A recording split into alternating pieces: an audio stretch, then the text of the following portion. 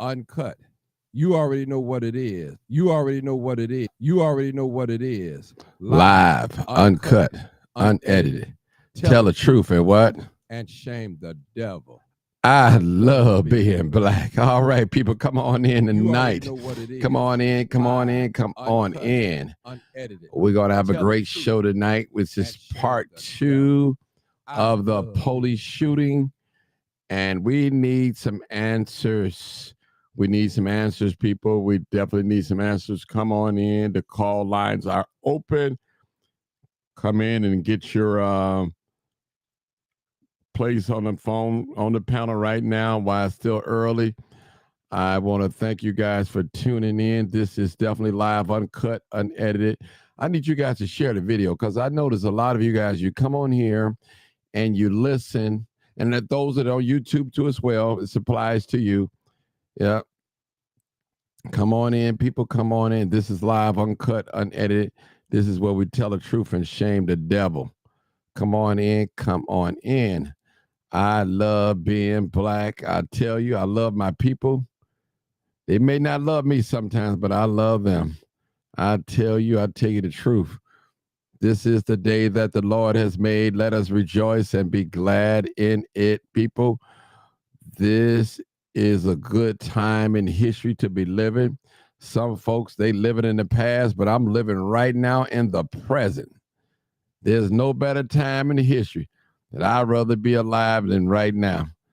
And I'm glad to be here tonight. I'm glad here to stand before you with clean hands, not bloody hands, but with clean hands, knowing that I didn't wrong nobody, knowing that I didn't take nothing from nobody.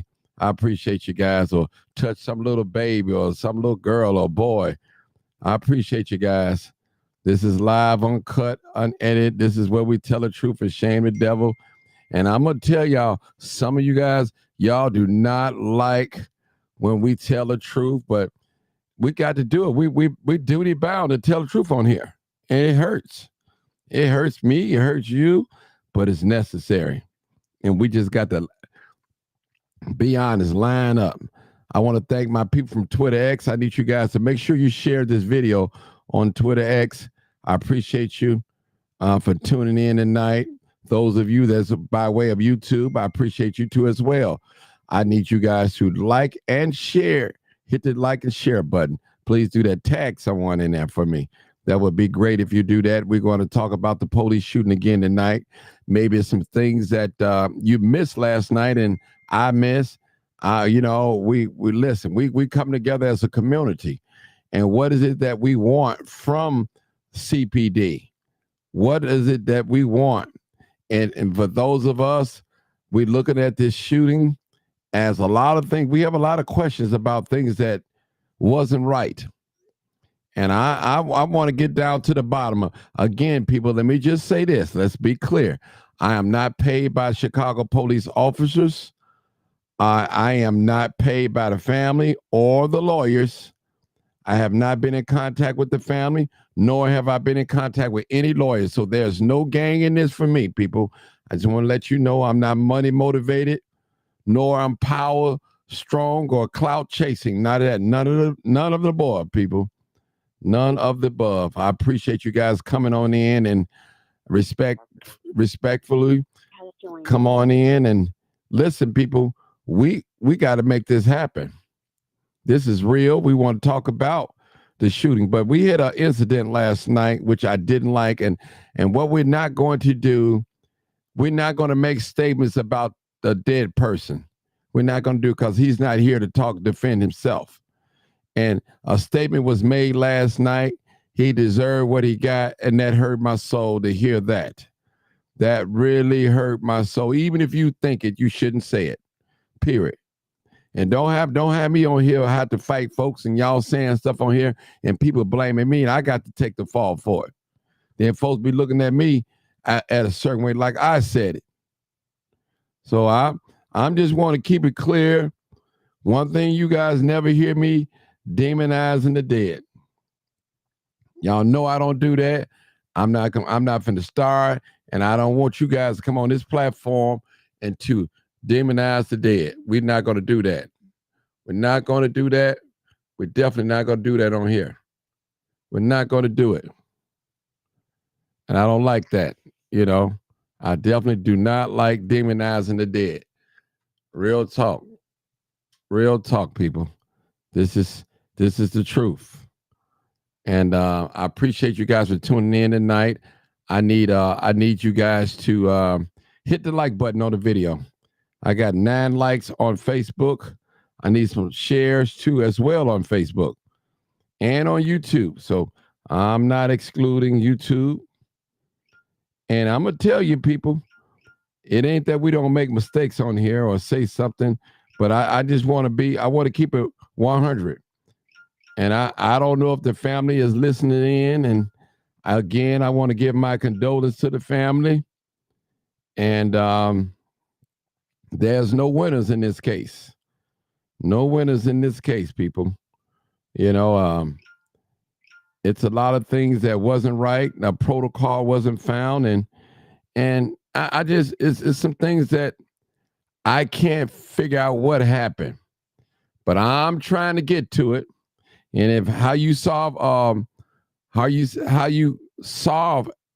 questions is you ask a lot of answers. That's what you do. That's what we're gonna do. And we got a couple of callers on the line already waiting in. The number is on the screen, people. It's on both of the call-in numbers are on the screen. And I want you guys to join me. And I definitely, if you have not watched the video, please do not call in and comment. I don't need you to stay in the messenger. Stay in the messenger. Don't call in here if you don't know what you're talking about, if you have not seen the video. Now, I'm asking all of you that don't like the police, don't respect the police or whatever, put your bias to the side and let's examine this thing. We need to examine it, period. We need to examine this. All right, I need some people. I need more like buttons. Hit that like button. I got 23 likes. I need at least 50 likes on Facebook. All right, we got 79 people on one page, 14 on another, 22 on YouTube, and 9 on X. This is a subject that a lot of us want to talk about, and we're going to start out with this one video, and actually, we'll start with this. I got another video as well that I want to start with too, but we'll start with this. The very first video. All right. And we're going to start watching it right now. This is live, uncut, unedited. Now, if you notice that they are going a nice speed, little distance. All right. All right. Hold on. We're watching this video. All right. We're watching this video. And again, to the family, you have my condolence of the loss of your loved one. But we got to tell the truth and shame the devil. That's it. Live uncut. You already know what it is. All right. Somebody said, what's the number? I just had the number on the screen. Let me put the number on the screen again so you guys can call in. I had the number on the screen. There it is right there on the screen. That's the call-in number right there. Roll the windows down. Roll the window down. Day 2. Roll the window down. What are you doing? Roll this one down. Roll that one down too.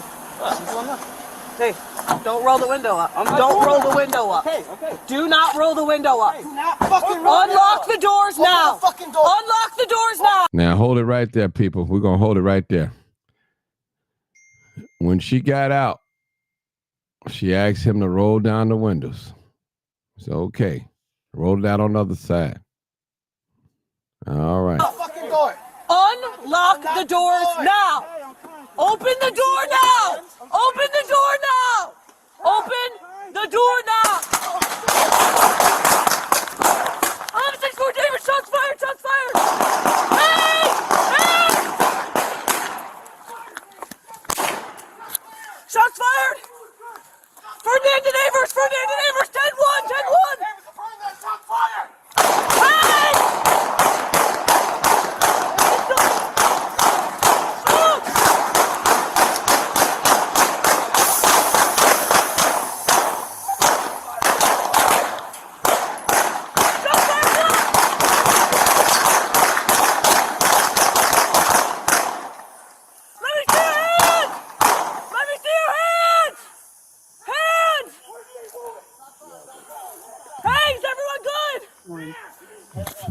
We need ambulance officers hit. Okay, we're gonna stop this real quick. He's right here. He's good. Hands. We're gonna stop it right here, and we'll stop that right there. We're gonna go to. I have another video that I want to play through, and let me pull that up. And so that's one of the videos that we're talking about. But we want to. We really want to talk about this video right here that Cobra has some concerns. So let's hit it.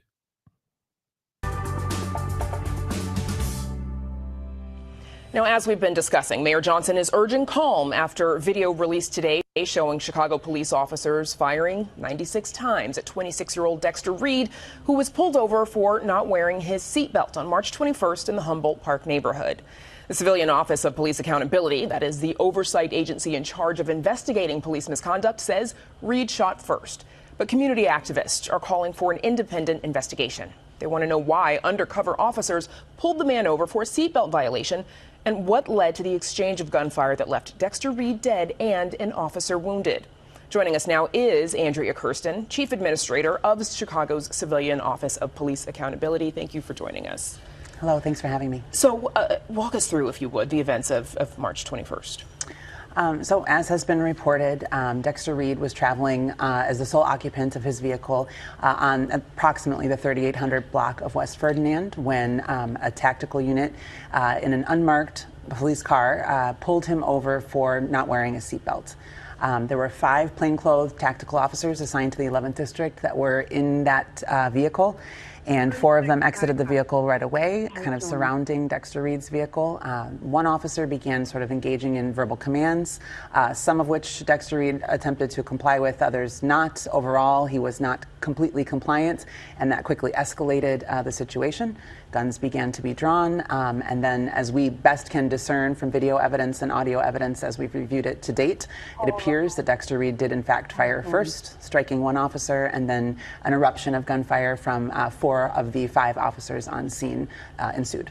What can you tell us about how you're able to ascertain that he did in fact fire first? I mean, obviously, those of us who are untrained look at that video. It is hard to tell. Lots of shots are firing. It's very hard to tell. So it's a lot of video analysis as well as the audio that's captured on the video, as well as some reports from those that are involved. Obviously, we can't get a report from Dexter Reed because he is deceased.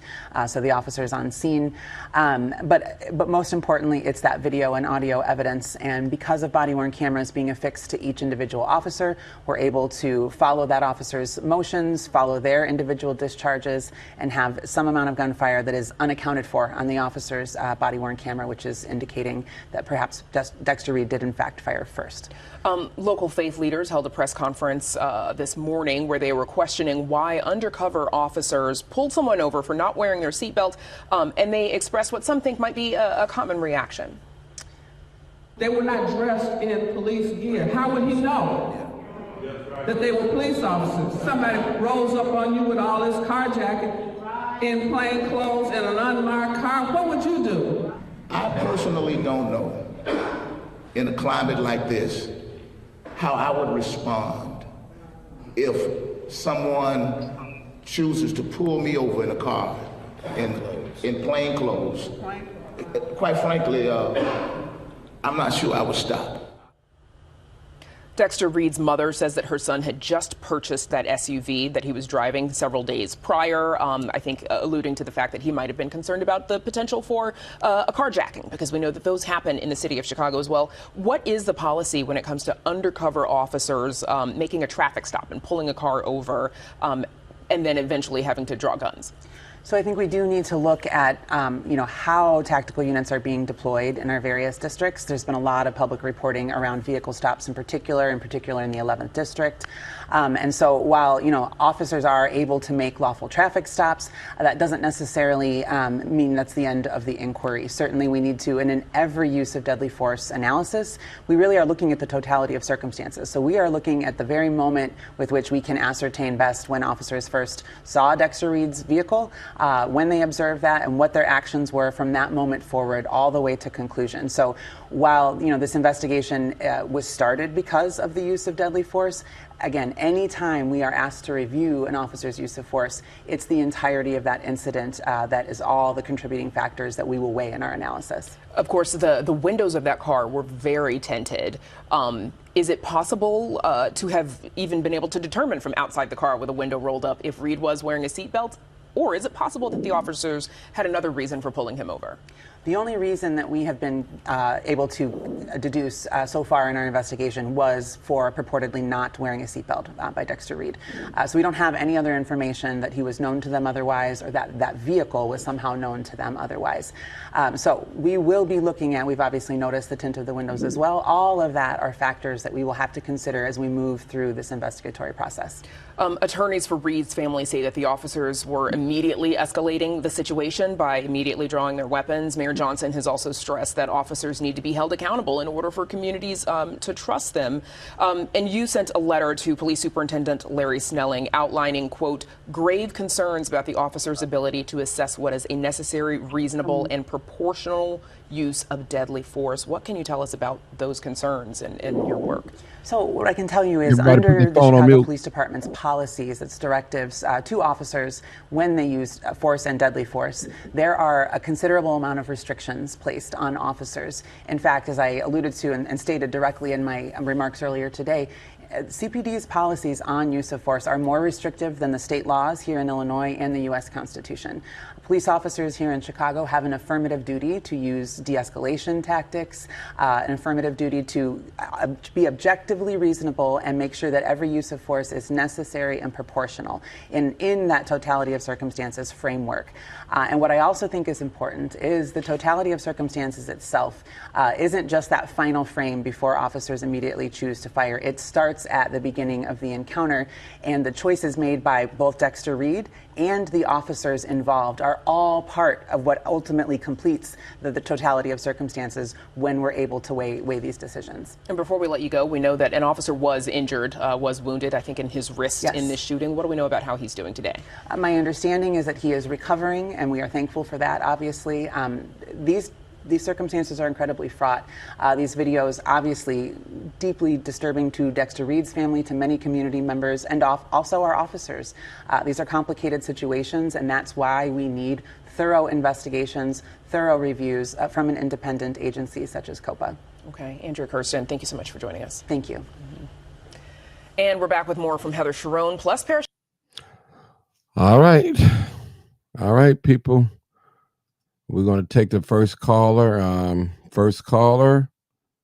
believe that's Helen, 1003. All right. Hi, Martin. Hey, Hello, hi. everybody. Hello. Hello. Ooh, that was a lot. Mm-hmm. I want to go to the very first video. The very first cop. When we saw the way I'm not going to say officers because this is a special unit. So I'm going to always describe them as a tactical unit. The way that the tactical unit got in the car. When I first saw that video, I was like, They were really in a hurry to get in that car. The way they were driving. And I talked about this last night, and that's a real concern, for me, because that showed me that they was on a hunt. They was hunting Dexter. They was hunting Dexter Reed. For whatever reason, they knew that they was going to encounter him. It was almost as if it was planned. You know, like they had some information that he was in a car, he was in his car, and he was moving. So they was on a hunt for Dexter. This tactical unit. They was on a hunt. And when they found him, they knew, because Martin, it was a car or SUV that almost looked identical to his, right? Right, correct.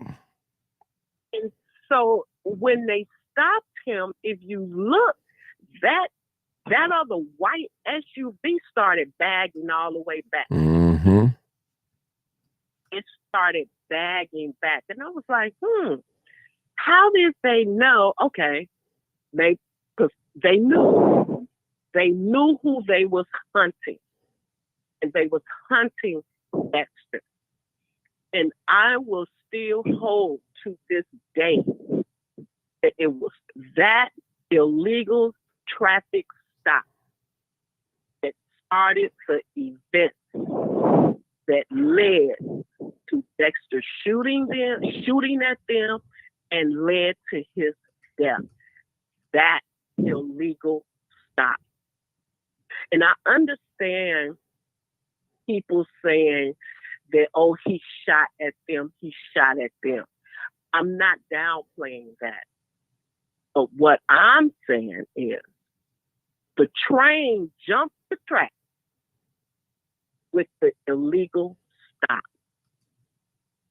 And even the video that you just played, the interview with the COPA lead investigator, she said it herself. It's the validity of that stop. They didn't understand how they knew that he didn't have a seatbelt on. I've been on social media and just been kind of reading the comments, and people were saying, oh, they could see through the windshield. Well, COPA is saying because of the location of their car, when they spotted Dexter, and when they spotted him, there was no way that they could tell that he didn't have a seatbelt on. And I get what they're saying. If they was at that intersection or maybe they was just driving up to the intersection as he was coming by, so they could not have seen inside his windshield.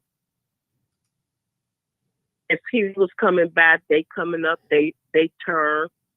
When they spotted the car, they saw the driver's side.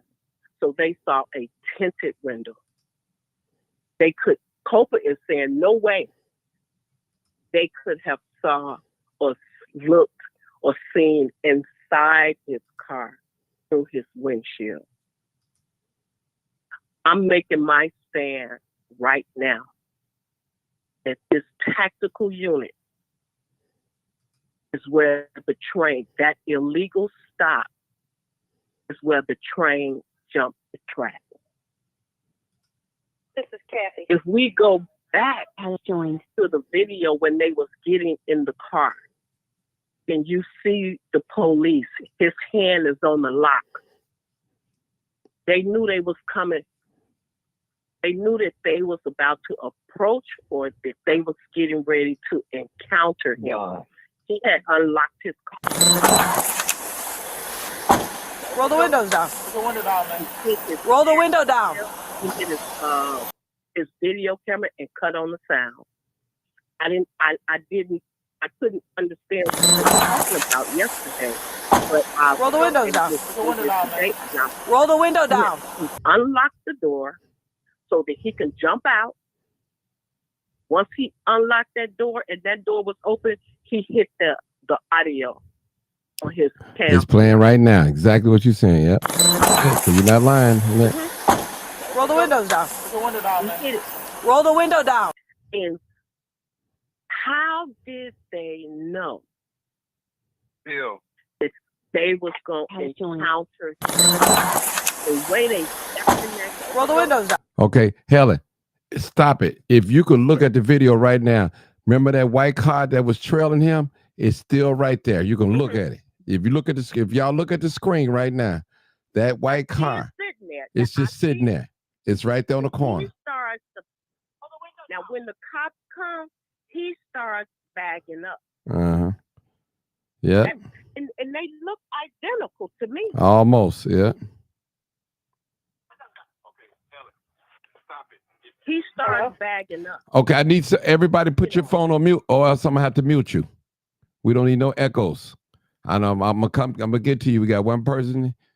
Yeah. Okay. All right. And he starts bagging up. But I still, it was a hunt, Martin. That was a hunt. If you have never seen police hunt down a black man, that's the video that you want to watch right there. That first dash cam video. That's the one that you want to watch. I'm done right now, Martin. Okay. I have to go do something. Okay. I have to tend to my granddaughter. Okay, I hear calling you. I hear calling. Okay, Dr. Z, Okay. Dr. D, come on, Dr. D. Dr. D. Hello, everyone. Hey. Hello. Hope everyone having a good evening. Tonight, I'm coming with a different perspective as I too reviewed the videos over and over and over. And once again, my condolences to the family. I believe this is not his first encounter with these police officers. That's what I truly believe. They knew who he was automatically. They knew where he was. I believe that they got a call to let them know where he was. Period. That's what I believe. This is not his first encounter. When you think about it, when a police officer or a detective, whoever they are, keep in mind, they're undercover cops. Undercover. So that means, or tactical union, they've been watching him. They have been watching. I could put my money on they have been watching him. And unfortunately, they encounter him the wrong way. When you think about it, when you walk up to, when a police officer come up to your car, they're not gonna say, open up your door or let your window down. Maybe sometimes they'll say, let your window down. I need to talk to you. I need your insurance card, your license. No, they didn't do that. It's like they already knew him. They already knew this man. This is not his first encounter with them. And that's why he let that window right back up. I guess he said he ain't gonna deal with them today. And we don't know. Maybe he was like a rat against the wall and just felt like he had to shoot his way up out of it. You know, or maybe he felt like he wasn't going to jail today. He'd rather died out. And that's so, unfortunate. I'm sorry that, he passed away. I wish he could have lived to tell his story. I really do wish he could have lived. Because to me, they would have been in more trouble if he was able to live to tell his story. Yes, I recognize that, yes, he did shoot first, unfortunately.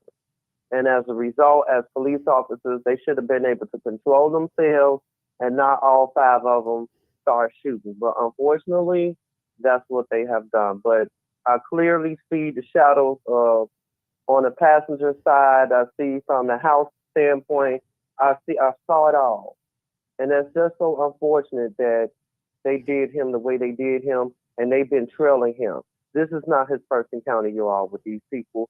And I'm sure, hopefully, that this information will come out eventually, that they have been interacting with him before. And they knew they got a call on him. And what are they flying for, So that's all I'm going to say for now. But that's so unfortunate. And God bless that family, and God bless them too. All right, 3699. Everybody put your phone on mute until I call on you. How you doing? Sharice, how you doing? I'm doing all right. Hello, Good. everyone.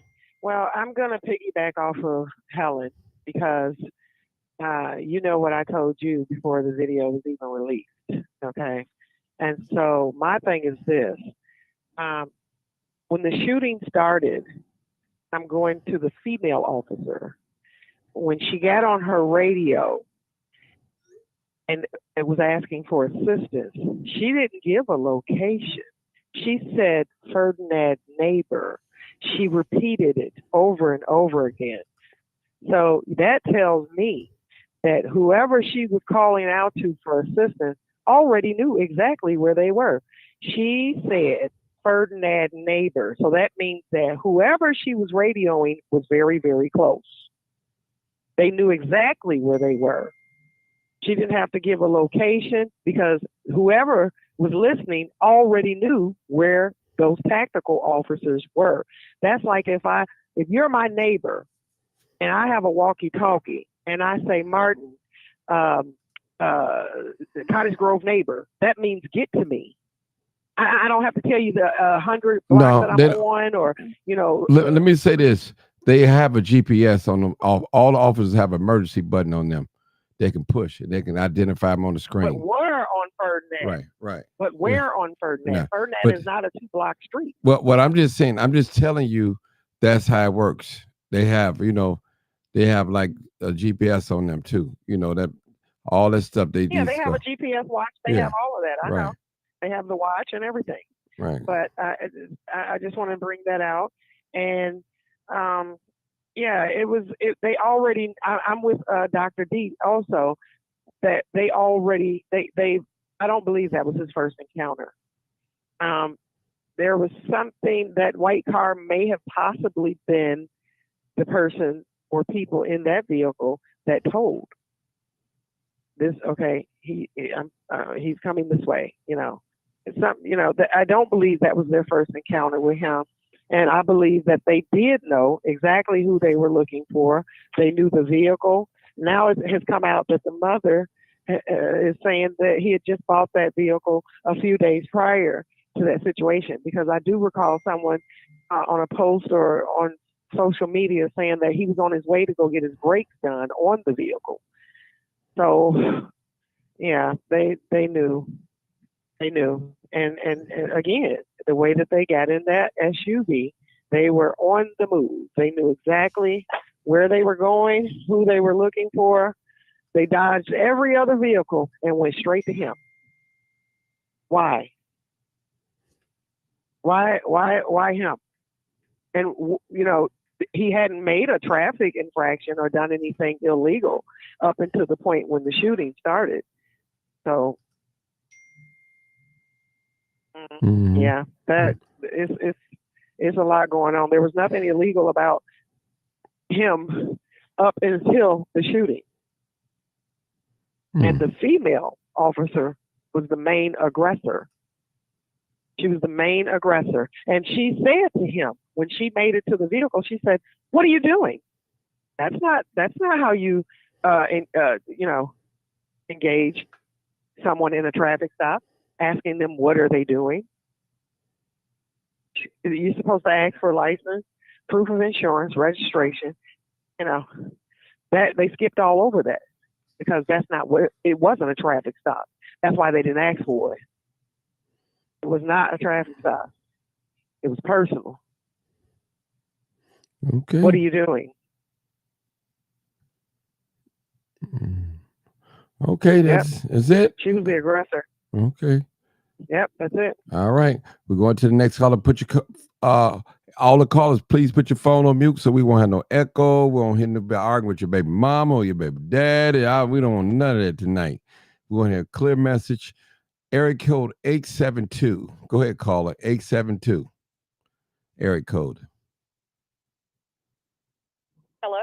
Yes, how you doing? Go ahead. Hey, Kathy, you got to talk loud. Put your mouth on the phone. Okay. Okay, can you hear me? Loud and clear. Go ahead. Great. Anyway, I just want to say a couple of things. I agree totally with the previous two callers. One thing I just want to say is this is something that I heard. I don't know how true it is, but they claim maybe 2 or 3 days prior to him being killed, he had committed some kind of armed robbery. I don't know if you heard anything like that, but that's what I heard recently this morning. Someone was telling me. The other thing is I want to touch on. Yeah, I heard that today. Someone told me. I said, okay, maybe that's the reason why they were so aggressive like they were. But nevertheless, as far as the seatbelt, I was out driving today, and I'm looking at people's cars. Of course, tinted cars, you can't see anything. But even through the front window, the windows that aren't tinted, there's no way you can tell if someone is wearing a seatbelt or not. You just cannot tell. I even had somebody to walk away from my car. And I said, tell me, when I called them on the phone, they're walking away.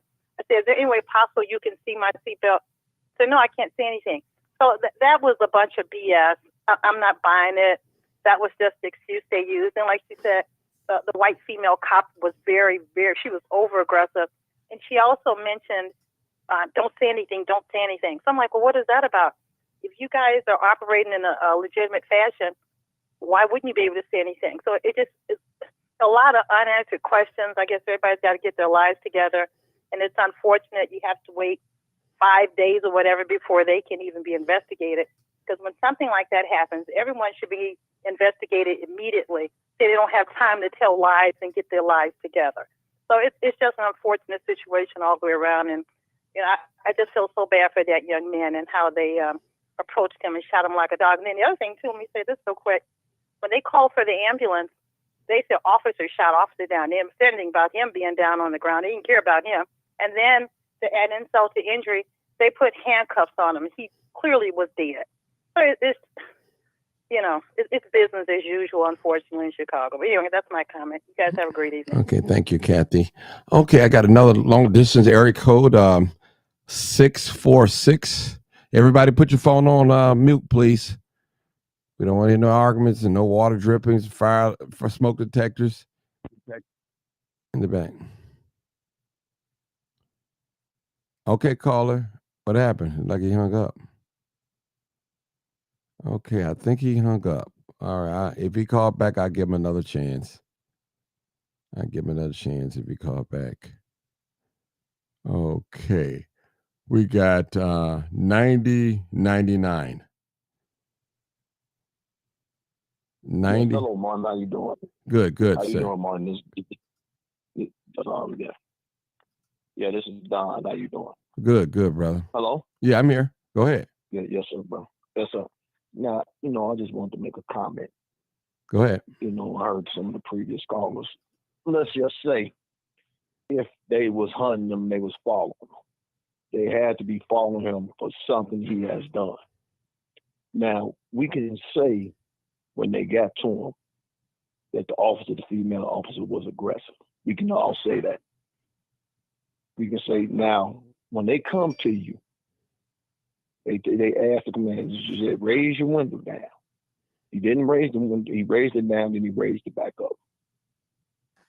And what case do you think is okay for you to come back, raise your window down, then shoot at an officer? That's not okay for an officer or a person to shoot at an officer or officer to even shoot at an unarmed black person. Now these officers are going to be on edge because, some of them got killed, like French was her name, is Ella French. They got killed maybe Ella French. They got killed a couple of years ago in the same, like a traffic stop. She come to a traffic stop and she go to the car and the boy shoot it. So now they're going to be on edge. Now, what was excessive? It was a little excessive, the extra shots. That was excessive. I give them that. But that Mr. Dexter Reed would be alive. All he had to do was comply. But they had to come, they wasn't going to just flat out shoot him for no reason. If he didn't come out that car shooting, he would still be alive today. But like I say, it's going to be, let's just put it out there, the relationship between the community and policing is damaged. It's damaged on both ends. We made nightly news regularly of getting shot and killed by the police.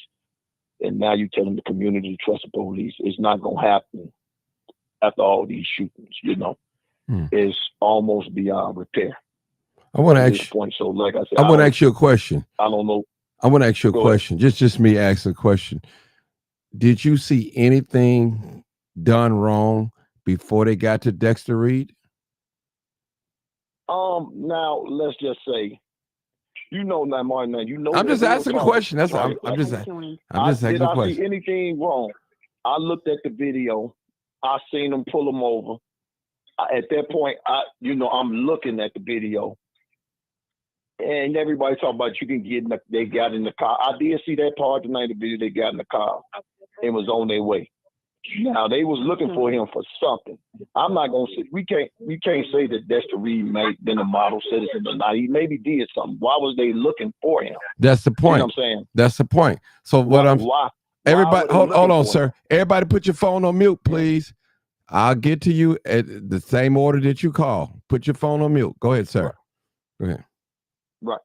So my thing is, why were they looking for him? You know what I'm saying? Listen, Why that's did they pick but him out? see, that's what we were saying.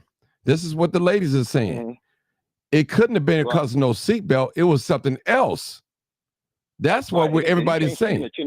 Right. That's we know. So we know You can't see through those little tinted we windows. know that that's a lie. That's all I'm saying. We know that's a lie. That's a lie. That is So a lie. that's all I'm saying. We know that's a lie. So it had to be personal, like you said. Now I'm not saying that Mr. Dexter Reed was a role model citizen. I'm not saying it. I promise you, I'm not saying that. I don't know nothing about that man's life. If he's in the street or whatever, I don't know. I'm not saying it. But as the caller said earlier, she believed. Also, two callers said, "Everybody, put your phone on mute, please. Put your phone on mute, except the person I'm talking to." She said that she believed that they had some type of encounter with him before this incident ever happened, which I can't prove it. I can't prove, but I believe they knew. They knew he was. Exactly. So what I'm saying is the officers wasn't wrong for shooting at him when he shot at them first. That was okay. Maybe be a little more excessive in the moment, shooting while he land on the ground. I give him. I can understand that to the family. So I don't want to be disrespectful to the family. But it started off wrong. It started wrong. And we know, and you know, that wasn't a normal traffic stop. You know that, bro. That was over something else. Yeah, that was over something else. I know that. And Norman, you've been pulled over. I've been pulled over. I've never had. Pulled over yesterday. Yeah, I never had one cop to drive in front of me and block me off. I've never had that. Now, if it's 2 or 3 police officers, yeah. But just one cop by itself, no. And one squad car, no. Right. So that wasn't a regular routine. That's what I'm saying. This thing could have been avoided. It was the policies.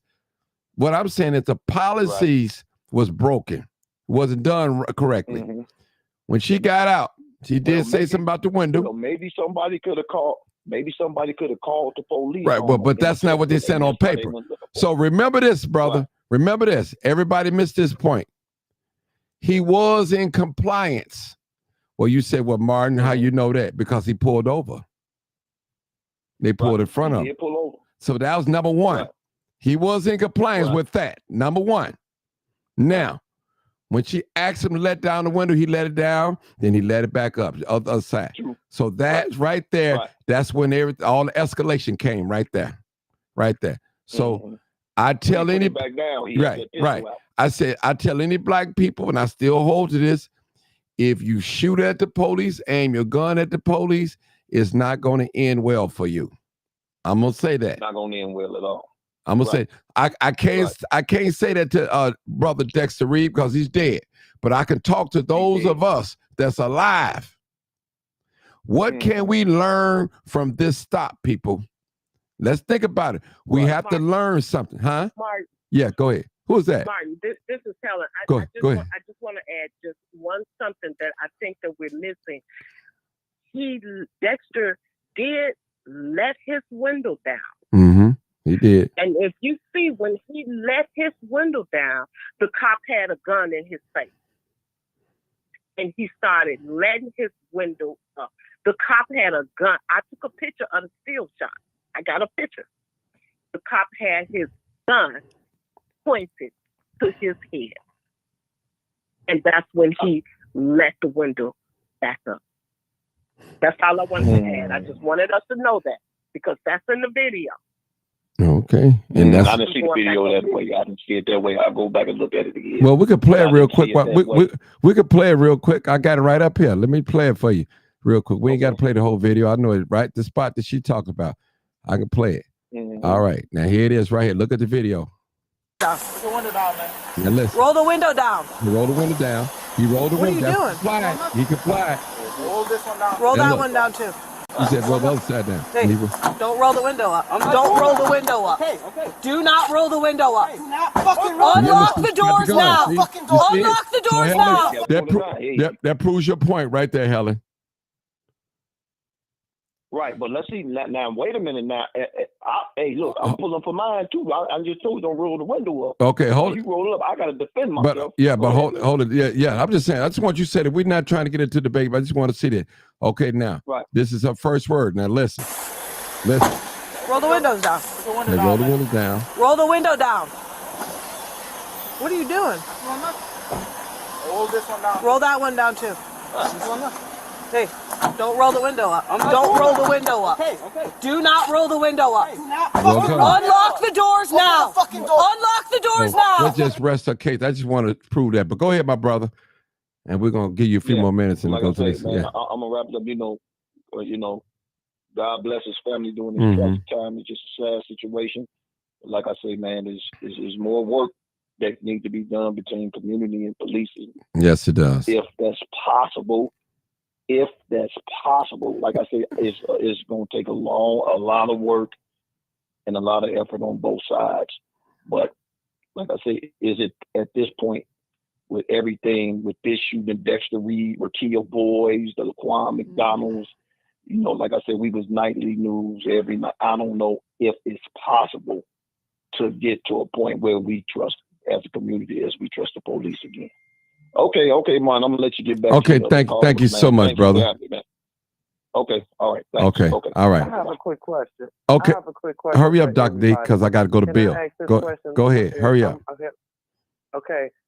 My question is, if we knew his rap sheet, would that make a difference on to the point of why? Give us an idea why they pulled him over.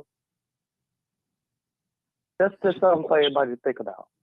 That's a good question. Right. That's a good question. Right. Let me answer that. Dr. D, they did put his rap sheet, and he did have 2 previous gun offenses. I believe one was in April.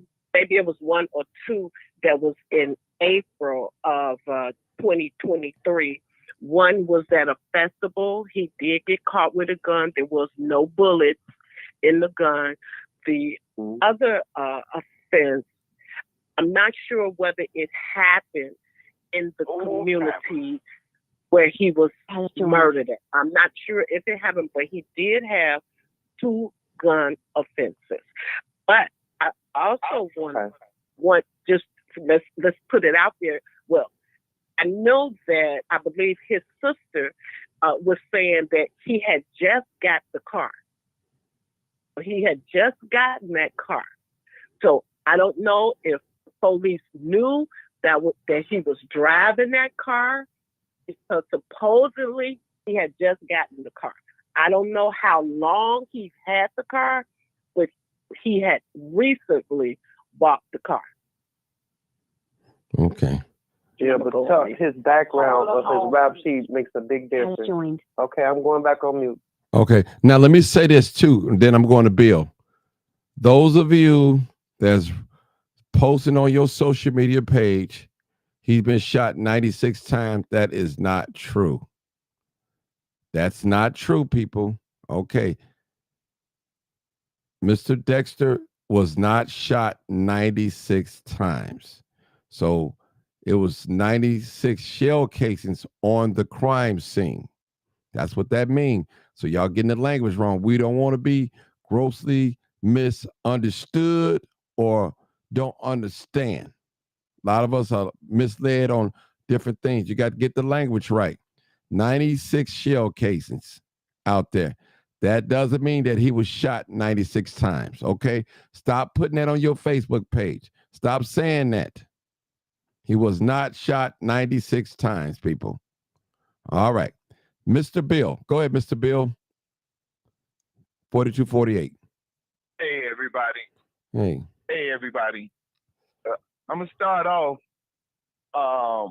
with what everybody was saying about the SUV that backed up. I saw that, and it would make that person probably be some part of law enforcement because somebody else would just go the other way in most cases, especially as close as they were. But also, there was only 4 officers. 5. It was 5. Actually, it was 5. I thought it was 4. It's 5. It's 5 altogether, total. In the first SUV? Yeah, I 5. thought it was 4. I thought it was 4 too, but it was 5. Well, that's neither here nor there. My thing, and I've got to go against the grain. You know, me and you, usually we see eye to eye or have the same view. I don't have the same view as you have on this, Martin, or anybody else. It's like we've been sold the narrative and drinking the Kool-Aid. I looked at that video. I looked at that shooting, and it's not conclusive that he shot first. Okay. You see? Sir, Bill. Hold on. Bill, no. Let me finish. No. Let me finish. We can't put that. Go ahead. I'm gonna put a video Let me up. finish, at least. Go ahead. I looked at the same video and I seen smoke from that area, but there was also 3 cops on the opposite side pointing in that direction. Martin, it's not conclusive. Yeah, sir. It could have been the officer that was Bill. hold on. It could have been the officer that was standing there that gun went off. But the thing of it is, it would never come to fruition. The whole thing was a debacle. I don't know why nobody, even from what I've seen, could entertain the thought that it wasn't him with a gun that was going off. I knew it was going to be a gun that was placed at that scene from the time of me seeing it when it happened. That was gonna happen inevitably to protect CPD.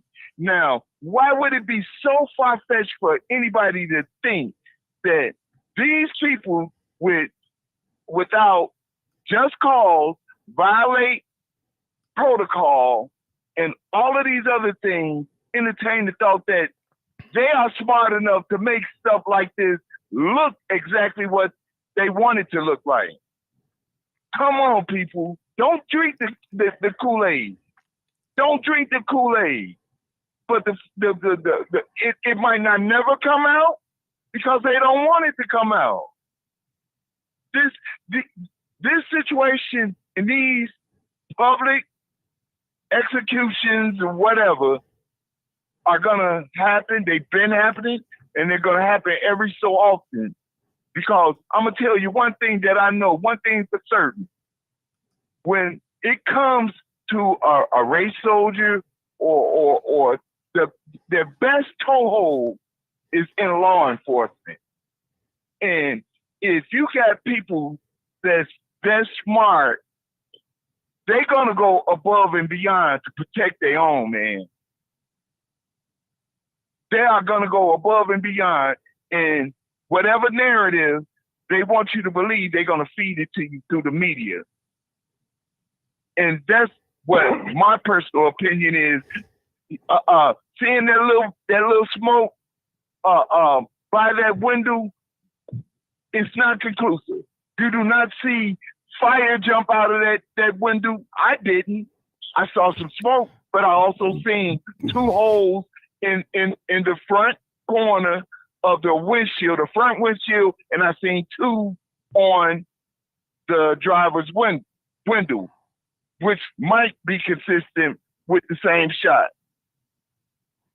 Even if he did shoot, it's not conclusive. You did not see a gun in his hand. You did not see fire jumping out.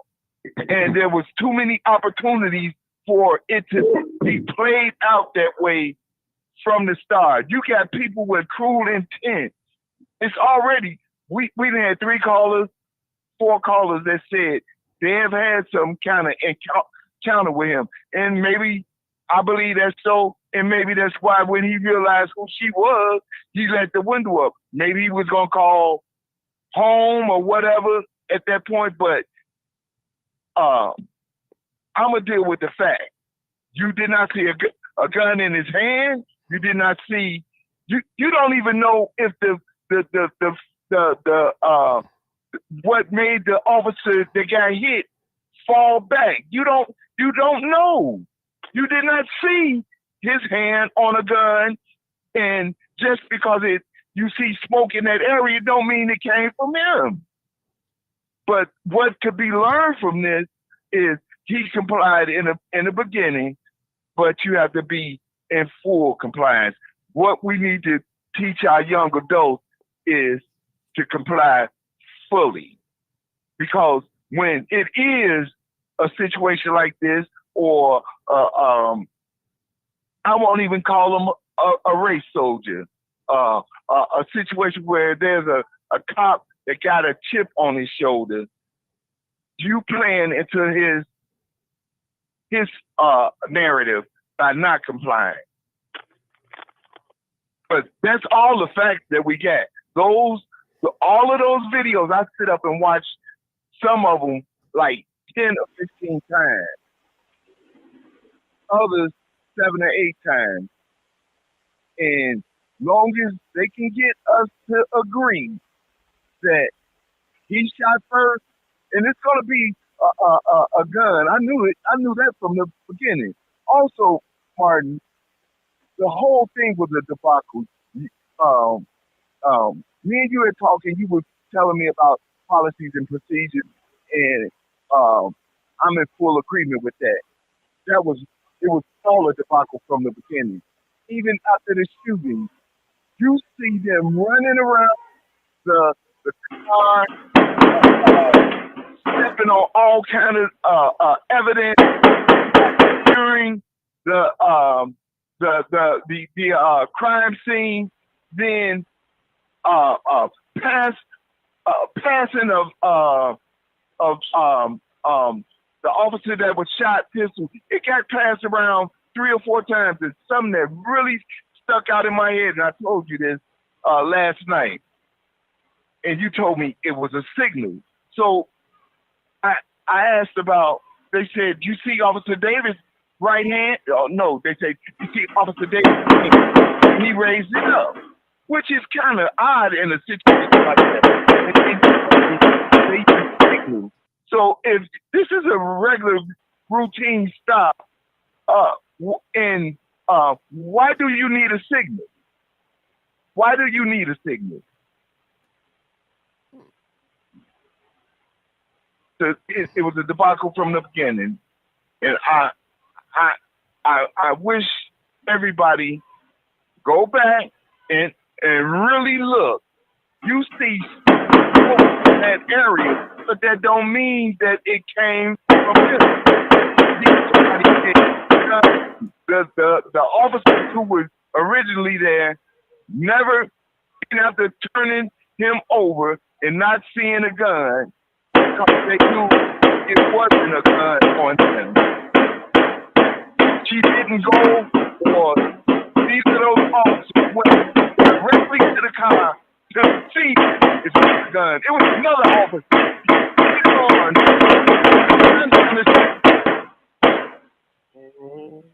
When you set in the stage and you Daryl, you're gonna put every prop in place. Well, but okay. I can't prove it, and they haven't proven it to me. Well, let me just say this. Mike, Go ahead. Go ahead. Interrupt Go ahead. 1 second. Go ahead. She's absolutely correct, because when I was listening to that video and the lady cop was saying, if the gun is on the seat, the gun is on the passenger seat. You know, the first thing that came to mind for me is that a throwaway gun, and we know from history cops have throwaway If they guns known. just in case they kill somebody, and that's the gun Well, that they let me throw let, down. let me debunk all that. Hold on. Let me debunk all that now, people. See, we got to put our differences aside, how we feel about the police. But let me just say this. First of all, his gun was discharged 11 times. So if that was a throwaway gun, his gun was discharged according to the police. Yeah. No, I'm just saying his gun was discharged 11 times. I'm talking about Dexter Reed. That's what I'm saying. Now you had 5 cops out there. Now we had now why would the cop was standing right there, he would have had to shoot over the police car in order to shoot the other police officer. Think about it. All you can just use your logic, people. Now they had the cop pinned in. And there was 3 cops on that side. It was 1, 2, 3 that I'm looking at the screen right now. And we know one was on the passenger side. Now, if he shot his partner, he had to shoot him over the car in front. So the bullet would have had to come through the window. So it couldn't have came, that bullet shot, those bullet holes that we seen wasn't on no angle. They came straight out. Straight out, people. Straight out. If that's the case. Through the window. Right, through the window. It wasn't on the angle, it wasn't diagonal. That's how you know that the cop did not shoot the other cop. That's how you know that. Because if it was, that bullet would be on the angle. On the angle. That's how you see, people. I understand they're known to place guns on people and all that. But we look at the video, and the video that we're looking at right now, the police ain't had nothing to do with this. It came off the neighbor's head. And what other proof that you wouldn't want if you don't see a flash of smoke? That window was open. That window was open on the other side. What other proof that you need? You know, of course we did. Go ahead. Mark, let me ask this question. The lady that Cherie mentioned earlier, that was the aggressor. Do we have her? Did they post her with a body cam? Yeah. Well, body cam 1, body cam 2, body cam 3, body cam 4, 5. Yes, we have a body cam. Because I'm gonna tell you, she ran backwards. Listen, when the shots fired, she stumbled and ran. Mm-hmm. She ran. And ran behind a tree. Okay. She ran at the same time as the gunfire broke out. All of them ran. Look at the video. I'm gonna play it again. Just see, people, we gotta look. This all we got to base it on. Watch when the fire break out. I didn't know she was in the car with right. And watch how he ducked. Watch this. Watch. Look. He ducked. Watch this. He dropped down. What are you dropping down for? Because they heard gunfire. Look. No, the police hadn't started shooting yet. Look, man. He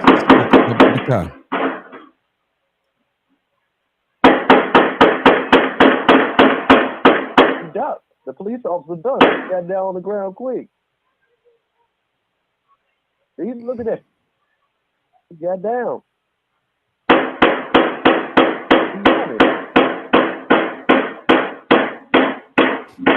So y'all got to remember. The police, yeah.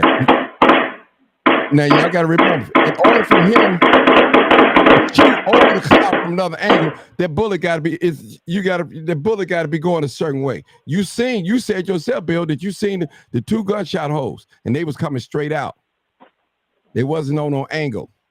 But did you see it from this angle, Bill? Did you see it from the house? From this house? You know, that's the one. Today? Yep. And I seen smoke. And like I said, from the that view, you still didn't see a gun. You seen no smoke. Bill. Hold on, Bill. Now hold on now.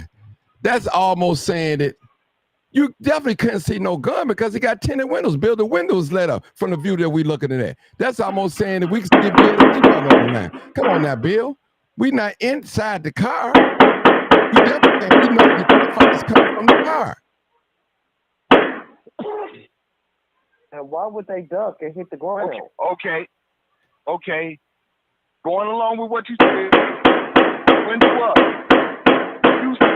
So the smoke that you seen that identified that the shooting was coming from the car. Like I said,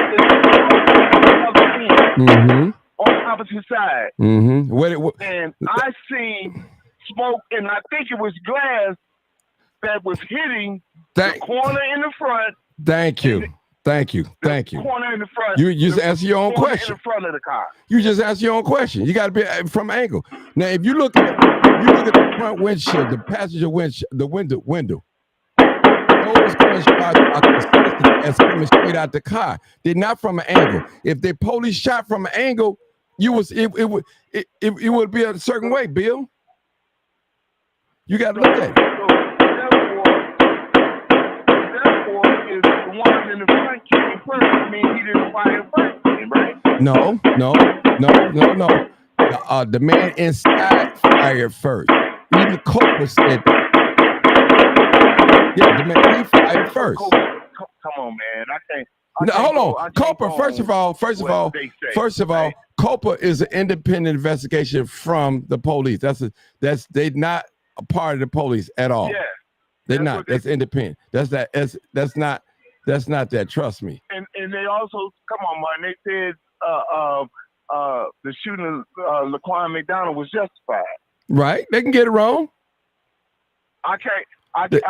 They can get it wrong, and they have somewhat of allegiance with the police department. Please believe, if there's any way that they could rule in a favor and they not get in trouble, they are going to do that. Well, let me ask you a question. What makes you?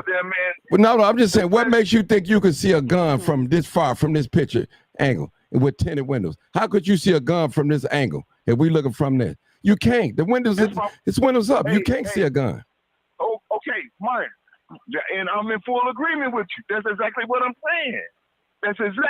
saying.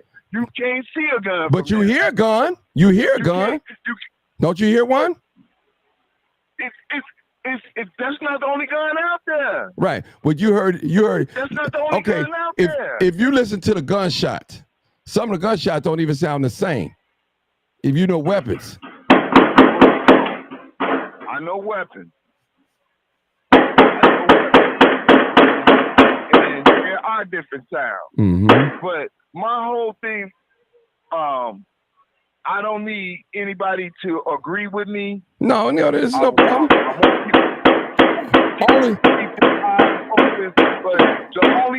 try to deal with the facts. The facts is right here. We looking at the facts. We're looking at the facts. We can't go on what we think. The fact is right in front of us. I'm not going on what I think, and I don't have anything against the police unless they doing something wrong. That's me too. And I'm gonna say, when you got cruel intent in the beginning, and you will lie, you will cover up, you will go to any extent, especially for your job. I agree. These people in these situations, this stuff is old, because we as a people are getting wiser. We able to go and look at and demand footage, not to say how long they have the footage in their possession already. That's neither here nor there. But they know. We got Martin Johnson. We got people that's as smart as me and you, and smarter, that's gonna look at this. So they gonna stay 3 steps ahead of us. Please believe. Well, listen. Please. Let me just say that. Let me just say this, Bill. I'll say this. We living in a good day and time, If this would have happened back in the 80s and the 90s, it would have been shut, open, closed, boom, nothing. By us having technology and camera, we don't have to accept that narrative. We don't have to, you know. So I mean, listen, brother, listen. They don't fool. You can't fool everybody. Some people know. You know what I'm saying? Yeah, you can't fool everybody. All right, well, let me go to the next call.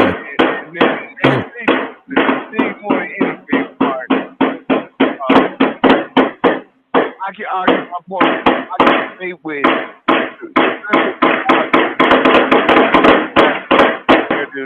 he shot first, and it's nothing going to be solved, nothing going to be done unless the lawyer got. Well, let me ask you a question. Let me ask you a question. Let me ask you a question. How you know he didn't shoot first?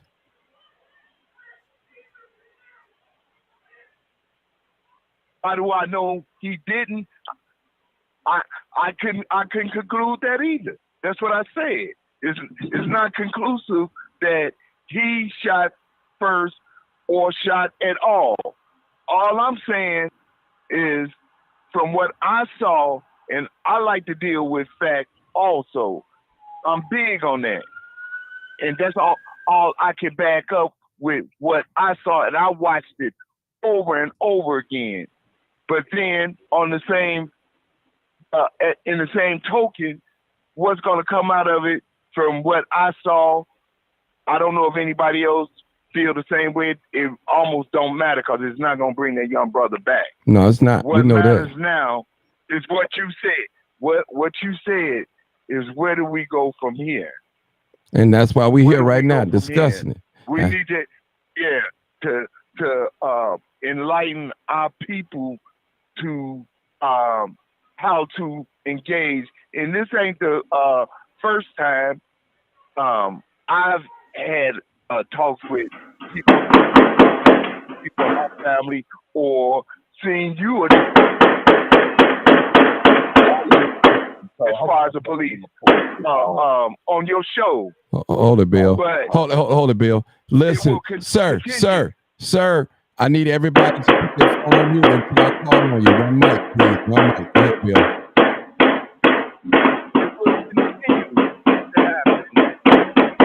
Narrative is gonna most play out.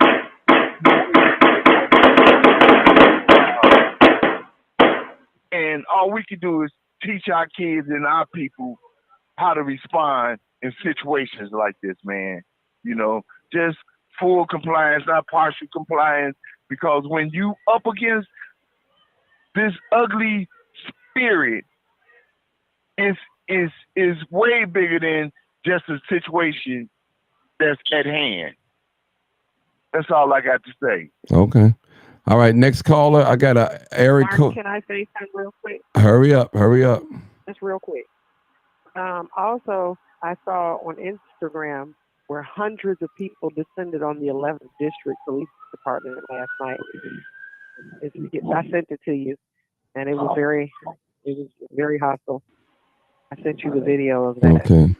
I heard about it. They was on there while we was on live last night. I heard about it. Yeah, I heard about it. That's all. Okay, area code 847. Go ahead, call. Thanks for holding. 847. Yes, sir. Yes, sir. Okay. Yes, sir, Brother Martin. I hear you, old timer. What's going on? Well, see, you know, I've been still looking at this video. I agree with the brother that was talking to you. I agree 100%. Now, I have seen happen before. Now, hold it, old time. Listen, somebody is on here. Please mute your phone. If you don't mute your phone, I'm gonna have to boot you off. We're not trying to have all that stuff over here last night. Go ahead, old time.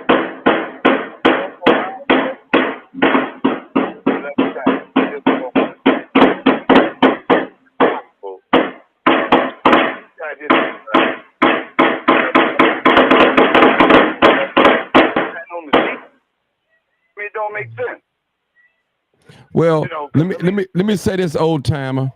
They got switches, man. It's called switches. They turn semi-automatic to automatic. It don't take no time to shoot 11 rounds, buddy. Just to pull of a trigger. It don't take no. Okay. It don't take no time. Okay. So I saw where you said the smoke came outside the window. Okay, first of all, I mean, they pulled up and the man rolled his window down. And then they said, what you doing here? He said nothing. Okay, so right then and there, they already got their mind made up. They're going to harass the dude. He's doing nothing. All right? So then, when he pulls the window up, they say, now pull the other side down. Okay, well, at that time, you're dealing with some switches. Man, you don't know what you're trying to, you don't know what you're doing. Now, we also, then he stopped rolling the window up. Then they want to force him to roll the window down. Okay, then they pulling on the door. You know, in the meantime, but he even got nervous by that point in time. So, in order for them not to have what's called an egg on their face, then they come out, you know, making like something that happened. Hold it, old timer. Hey, listen, 1212, you put your phone on mute. I'm about to boot you off. 1212, that phone number. I'm gonna have to boot you off. The police make like, you know, something happened. I agree 100%. It's inconclusive on whether that brother would take that chance.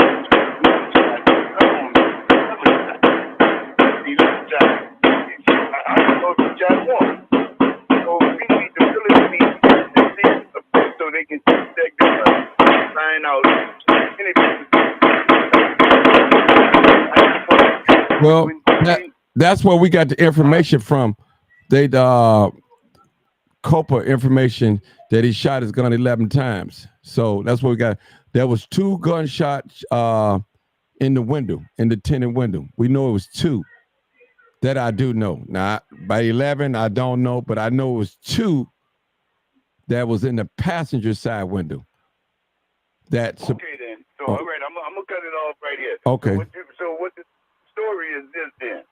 Is that this young man now all of a sudden have backed himself into a corner? Well, man, I got to have a shootout with the police because I got the gun, and they know I ain't supposed to have the gun, so I'm going to jail, so I'm gonna shoot my way out.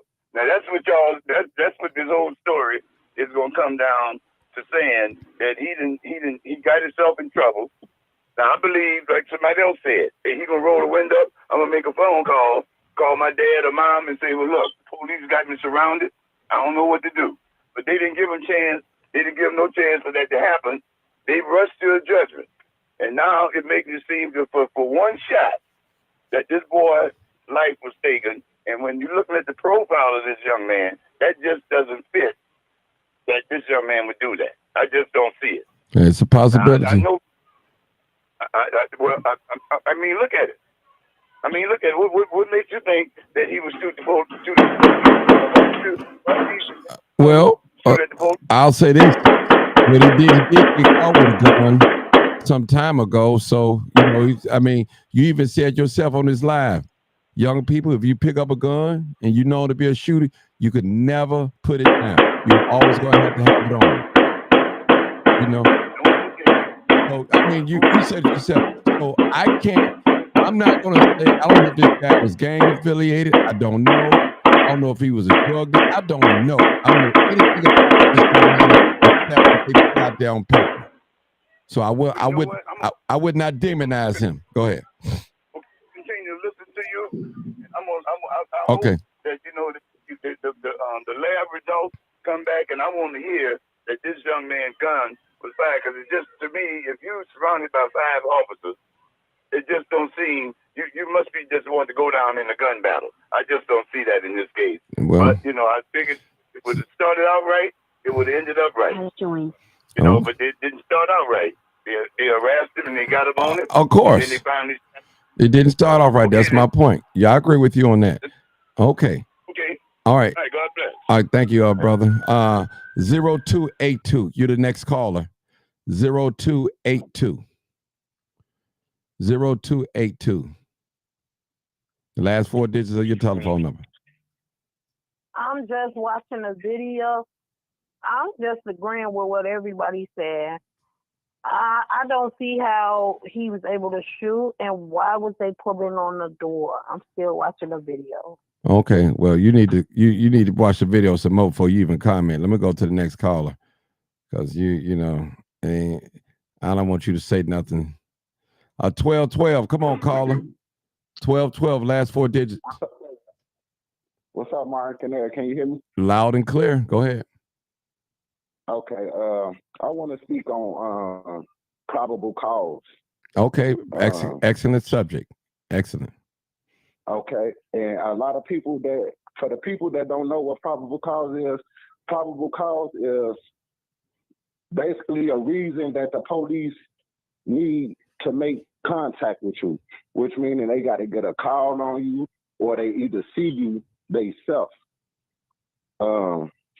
That's probable cause, and they need probable cause to say why they pulled Dexter over, and they probable cause was he didn't have on a seatbelt. So with that being said, how can y'all see that he didn't have on a seatbelt behind tinted windows?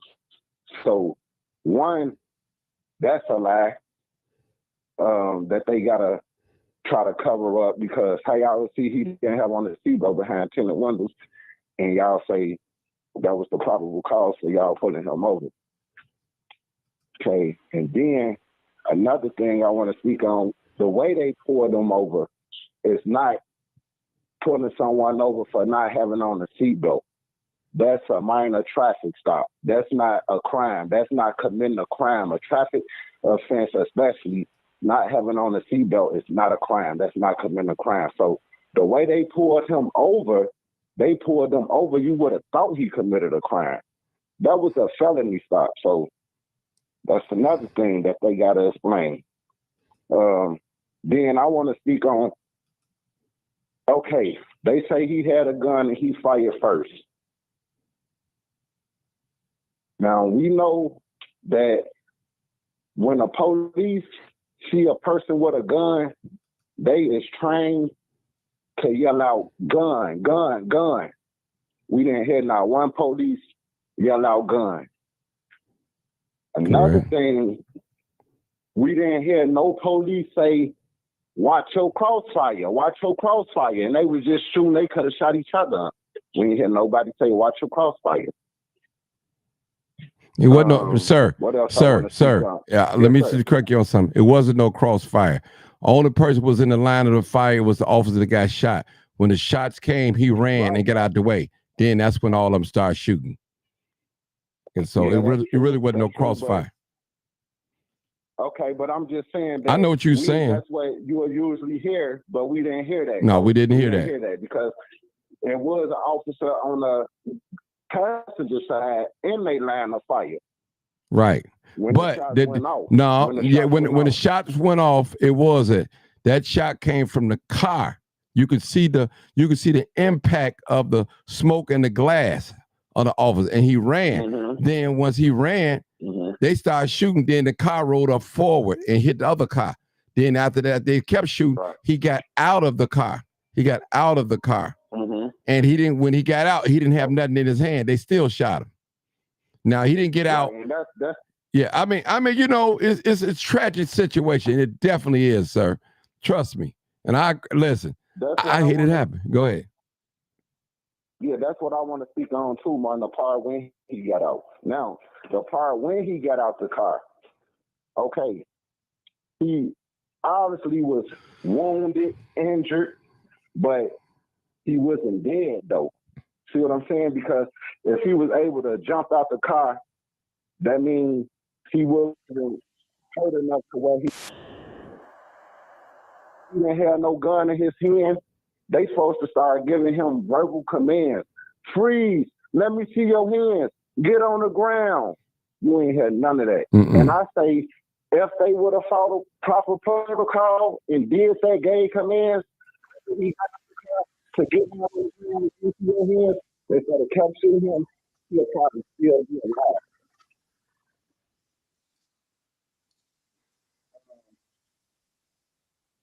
Yeah, that's pretty much what I wanted to put out there and say that they didn't get no commands when he got out the car. He didn't get out the car shooting with no gun in his hand, so they supposed to gave him commands. Let me see your hands. Get on the ground.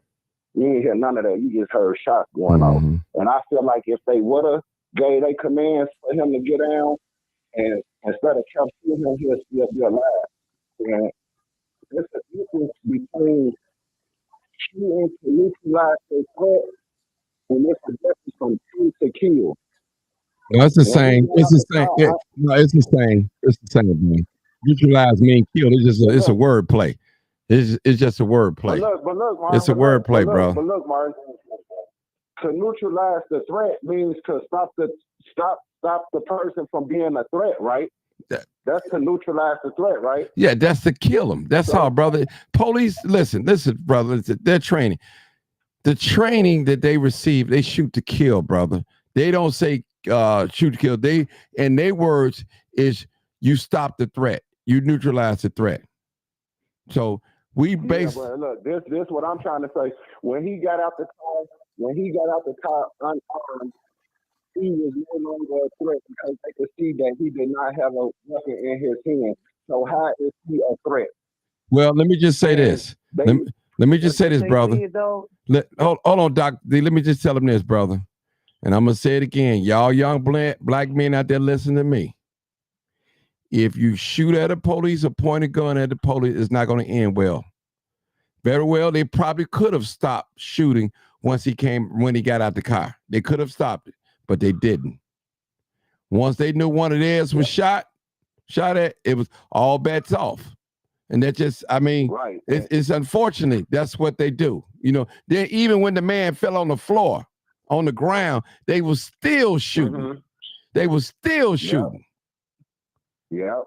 And that's the thing that we gotta get. But let me say this too. Because even though he fell on the ground, well, they pretend like they thought the gun, had his hand on the gun. They took a precaution on that. I understood that. But it happened so fast, man. It happened so fast. I'm not making an excuse for the cops, man, because they should have never stopped him. They didn't have no proper cause to stop him. It was all a lie. But they knew what they was. Right. They sought him out, brother. Period. Yeah, I proved that with these. They target him. Yeah, they target him. You know. And they would have been better off saying they killed him on they seen him running on a red light or something. Right. Okay. Now hold on. You know, while you talking, brother. While you talking, let me see. Let me show y'all something real quick. I want you to look at the screen. Something came to me. Now, you see this? Okay, now you got, look at the screen. You got officer across the street. We ain't talking about the one that got shot. One across the street. You got one right here in the screen. There's 2, 3. I'm trying to find out where all the officers are, because I see one officer right here in front of the police car. Now, from that angle, if we don't see the screen. I know you don't see the screen. I don't know. You gotta look. We don't see the. Y'all don't see the screen on why y'all don't see? Okay, hold on. It ain't up there. I see. Hold on, y'all. I don't know why. I'm sorry. I'm sorry. Y'all. I didn't even put it up there, y'all. I'm sorry. Thank you for telling me, Doc D. I'm sorry. I'm finna put it up there now. I'm so sorry. I'm getting excited. All right. There we go. Okay, let me put it up now. All right, y'all should better see it now. All right. Now, just want to look at this. Okay, now. Okay, you see this one officer behind the car right here.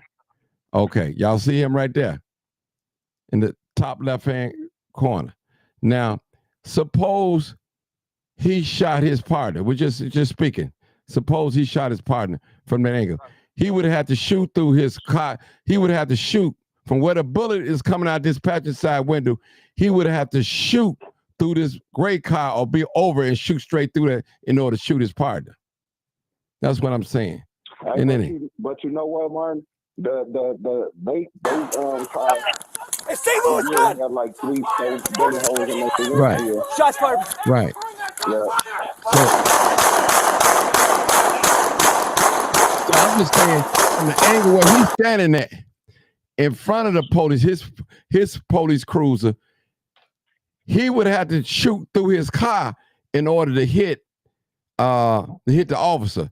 And if it would have hit the officer, it probably would have hit him first, the driver. The driver of the white car. Probably could. I mean, it could. You know, it could have happened that way. He could have shot through his car. You know, but I think all four of them was out of the car. I mean, see, you got to look at. See, okay. The thing is, y'all got to remember. You got to remember this when you looking at videos, people. When you're looking at videos, you're not from this angle. You cannot see a gun inside that white. You can't even see inside the white car. You can't see inside it. We never seen him with a pistol or pull a pistol inside the white van. Exactly. So we could truly say that. But then if we continue to look at the video, we do see like a smoke-like substance or glass, something like a fog come out out of the passenger side. So okay, we'll just say if he didn't shoot him.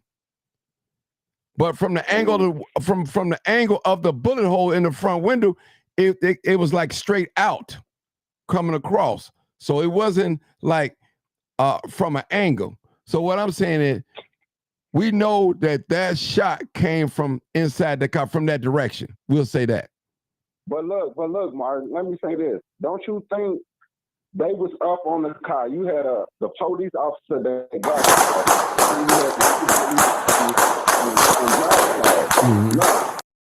they looking at him. They seeing him. Okay. Now, okay, I'm finna tell you something. Look.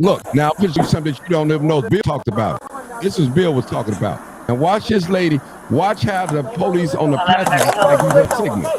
He gave her a signal. Both hands up. The doors now. Look. Hold on. I'm gonna try to see. He gave her a signal. He gave her a signal. Let me look right here. Let's pull it real slow. Both hands up. Look, Unlock the doors now. He gave a signal. Y'all can see it. It's a little. Unlock the doors now. He gave a signal. He gave a signal. Open the door now. He gave a signal. The door now.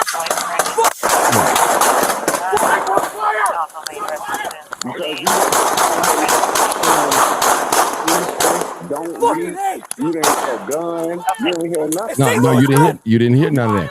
Because you hit. If you see somebody reaching,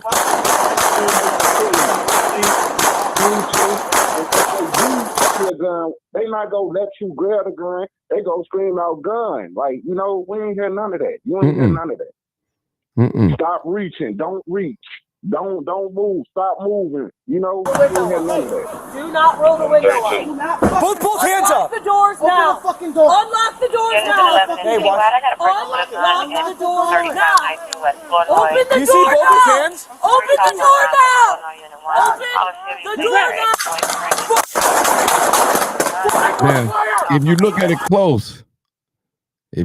close, from the shooting, she did have the gun pointed toward the car. Unlock the doors now. Hey, watch.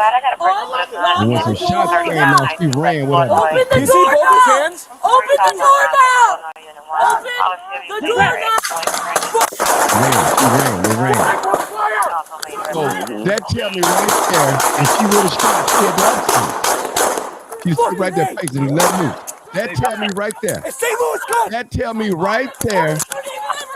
If she shot first, she had it. And she ran. That tell me right there.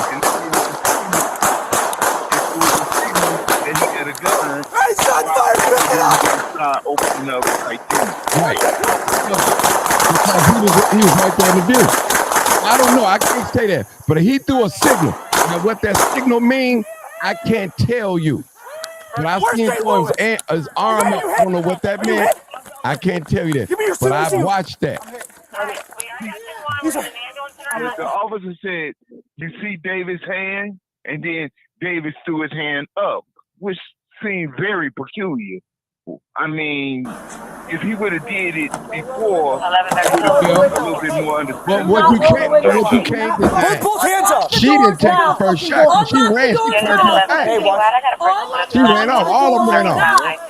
Open the You see door both now. hands? Look. Open the door now. Open the door now. It definitely, It definitely couldn't have came from the guy in front of the police car, because from the angle of the bullet hole, from the angle of that, from the angle of the 2 gunshot holes out of the passenger side, you got to look at the angle. All that has a play in it, Bill. All of you can't see no gun. We matter of fact, I'm gonna go further than that. Even when he rolled down the window, I couldn't tell you if he had a seatbelt on or not. Really, he just peeked his. I know he probably didn't have it on when he rolled down the window, but I couldn't tell. So, but let's hit the next caller, people. Next caller. That was 1212, right? 1652. 1652. Good evening, community. Good evening, Brother Martin. Good evening. You said, where do we go from here? Right. Tragic situation. I'm in prayer for the young man family. I'm also in prayer for the brother police officer who got shot. We can't live without police in this city. Trust me, we can't. Where do we go from here? It has already been determined by the investigators that the shot came from inside the car first. That's already been established. There's no more conjecture. You don't have to guess. You don't have to opine about it because it's already been proven fact by the investigators. COPA, independent of police. Whether you believe it or not, that's what it is. How do we move on from here? When the police stop you, young black brother or young black sister, what you do is you got to follow their commands, their orders. The law of the land of this state and every state give the police, they are the authority in the streets, period. Right or wrong, they are the authority. Now we need to listen because somebody's life needs to be saved here. Right or wrong, they are the authority. You beat them when they're wrong in court. Lawyers do it all the time. They get them off the cases because the cop violated their constitutional right. If they didn't have probable cause, you go to court and you beat it. It has been established that the young man had a record already with the gun case. It also has been established that he had mental health issues. You go to court to beat the police. You don't show the police that they're in the wrong in the street. You can't do it. It would risk you your life, especially when you're wrong. He's a felon. He's in possession of a gun. He raised the window. He lowered the window a little bit. Then he raises up. Then he doesn't want to get out of the car. Man, get out of the car. Take the gun rap. He can beat the gun rap, the charge, in court because then his lawyer can argue there was no probable cause. They can argue that. Where do we go from here, community? You have to yield to the police in the street. When these guys beat anybody who's facing a criminal charge, when your lawyer gets you off before you go to trial, when he gets you off in preliminary hearing, he's fighting constitutional protections of yours, the Bill of Rights, the fact that they didn't have probable cause, the fact that it was an illegal search and seizure, the fact that the fruit that they found was illegal. It was from the poisonous tree. You beat the police in court. We can argue this till we blue in the face, but how many lives are we going to save, or how many guys are we going to set them up to be snuffed out by the police? We have to address this. When the police tell you to roll down the window, roll down the window. That young man would have been still alive if he hadn't shot at the police. Even if he had to constantly resist it. But if he don't shoot out that car, he'd be still alive. But we got to tell our young black men, especially anybody under 45, you're not going to win in the street with the police. Take the rap. You know they're wrong in your mind. You know they didn't have probable cause. You know they can't do tenant windows. That's why you go to court and you deal with your either hired lawyer or your court-appointed lawyer, which is a public defender. They all take the same bar. Public defenders win cases just like private attorneys do. Private attorneys can get it done a little bit quicker because they don't have the caseload. But where do we go from here? We have to swallow our pride. We have to admit when we're wrong. If he takes the gun rap, they put him in handcuffs. He go to court. He's on probation or he's currently out on a gun case. He gets a hold. He gets a detainer hold. He gets this new case. He gets it in court. He beat it in preliminary hearing. He beats it because they didn't have probable cause. We all arguing that. His lawyer can argue that. He can argue that in court. You can't see beyond my tenant window.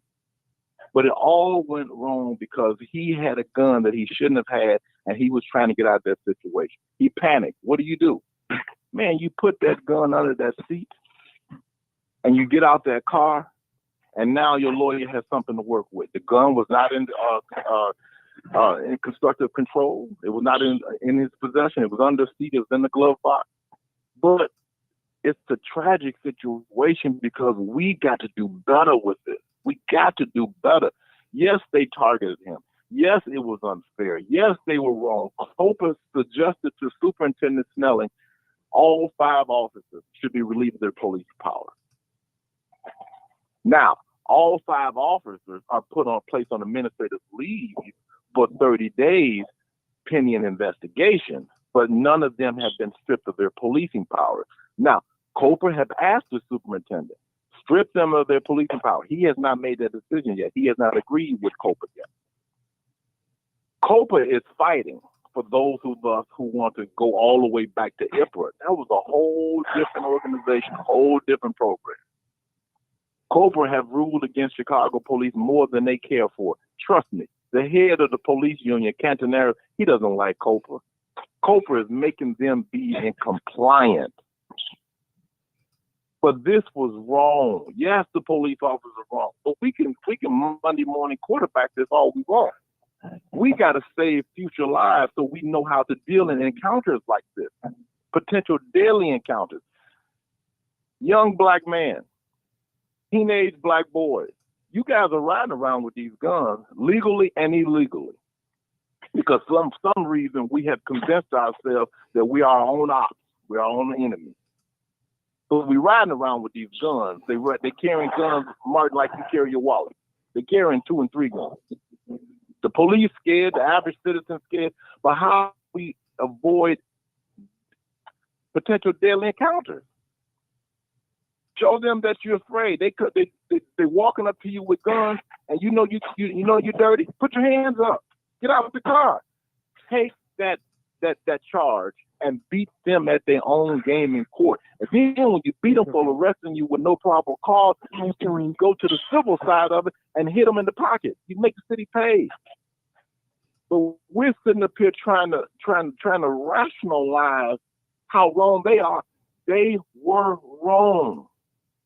Okay. However, the state's attorney and the judge and the civil attorney who's going to try to prosecute this case, which I don't think will ever be solved, because you have to look at the totality of the circumstance. Yes, the officer was wrong in the door,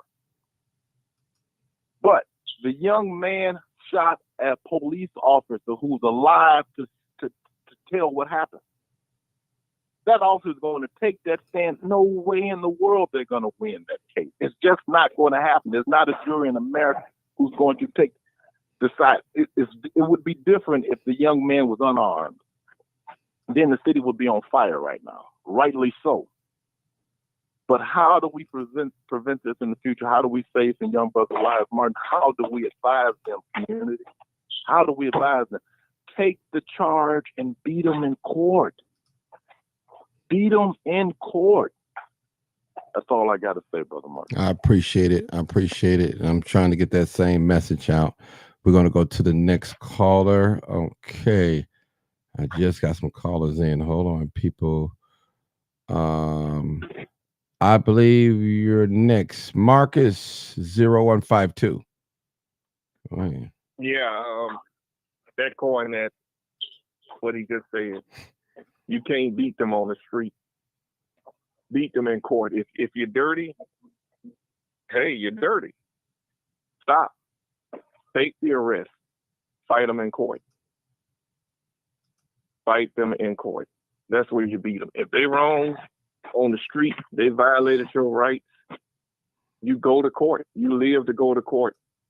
You know, and if you got a gun in the car, even concealed and carry, even though they can read your plates, they always ask. Because I've been stopped by the police and don't have a gun, and they've asked, "Are you concealed and carry?" do you have a gun? If you have a gun that you put in your glove compartment, be polite with them even when they're not polite with you. Use your brain, use your intelligence. Show them that you're smarter than that. Because sometimes when white cops pull black motorists over, they say things that they know will push our anger button. They know that there's tension between blacks and whites when they come to police. So they will say things that will push our buttons. But even in that, you have to ignore them, let them do their job, and you take note. And when you meet with your lawyer, you tell your lawyer everything. Don't guess it. Tell your lawyer everything. While that cop is writing you a ticket, you take note of that badge number. You take note of that squad car number if you can. If there's something you don't understand that he wrote on the ticket, you can always say, look, I don't understand you right. Can you make this more visible so I know what to do where I go from here? And they may get a little chippy attitude with you, but you still do it in a polite way so that you can go to court if you feel you've been violated, or you can go on with the rest of your day. It is sad what happened to this young brother. It's sad what his family has to go through. But what's even sadder is that this could happen again. And I'm not going to say that it's not going to happen again because of what we're saying. It will happen again. It's going to get worse. But we have got to educate our young people on how to behave when they get stopped by the police, even if they gang or in the street. We got to educate our young people on how they should behave when stopped by the police. Try to be calm, even if your homie in the car, even if your girl in the car. Tell them to be calm because you're the driver. Let me handle this. Everybody else be calm. If they ask you to step out the car, step out the car. Do what you're told. If they illegally search your car, don't argue with them. Argue with them in court. And yes, sue the city. But I can't wait till legislation is put on the books where that officer gets sued and taxpayers don't have to be flipping the bill for their ignorance. That's basically all I got to say, Martin, because I'm still reviewing this tape over and over again. Okay, thank you, sir. All right, next caller, 3268. Good evening, Martin. Mr. Roosevelt, how you doing? Good. Go I'm ahead. doing good. Now, I noticed you asked the question, where do we go from here? I know Yes. that's the question of the evening after everything's all said and done. And I know what Marcus said. I know what the gentleman behind Marcus said. And what they said, it makes a whole lot of sense. But maybe I have a slightly different take. It seems to me, maybe I'm wrong for saying it, but I'm going to say it anyway because it's just my opinion, that I really believe that the onus is not on us as the people to change anything. The onus is more on the police because at the end of the day, the police, they're the ones who are the professionals. We are not. So it's them, if they're in leadership. Anytime you're in some form of leadership, it's you who has to be the example. So I don't care what somebody else out there did. I don't care how many guns somebody might carry. It's you as an officer. It's incumbent upon you to act better and to be better. And everybody always keeps on saying that, well, no matter if the officer is being rude to you or not, if you're supposed to be professional, you're not supposed to be rude and cursing at people, but this is what kind of stuff that they do. They even if they stop you from something small, they cuss at us and do all kinds of stuff. But the thing is, and the worst thing is, a whole lot of stupid, ignorant people try to excuse it by saying, well, I know he cussed, but, he's a police officer. But they would not excuse anyone else of any other kind of profession for doing it. Me as a photographer, if I go into a wedding or a birthday party, and even if I'm stressed, if I'm cussing, I bet you I won't be hired to do anything else because they're going to look at me as being unprofessional. In most jobs and stuff, you get fired for talking the way that some of these officers spoke on this tape. But no, many people excuse it.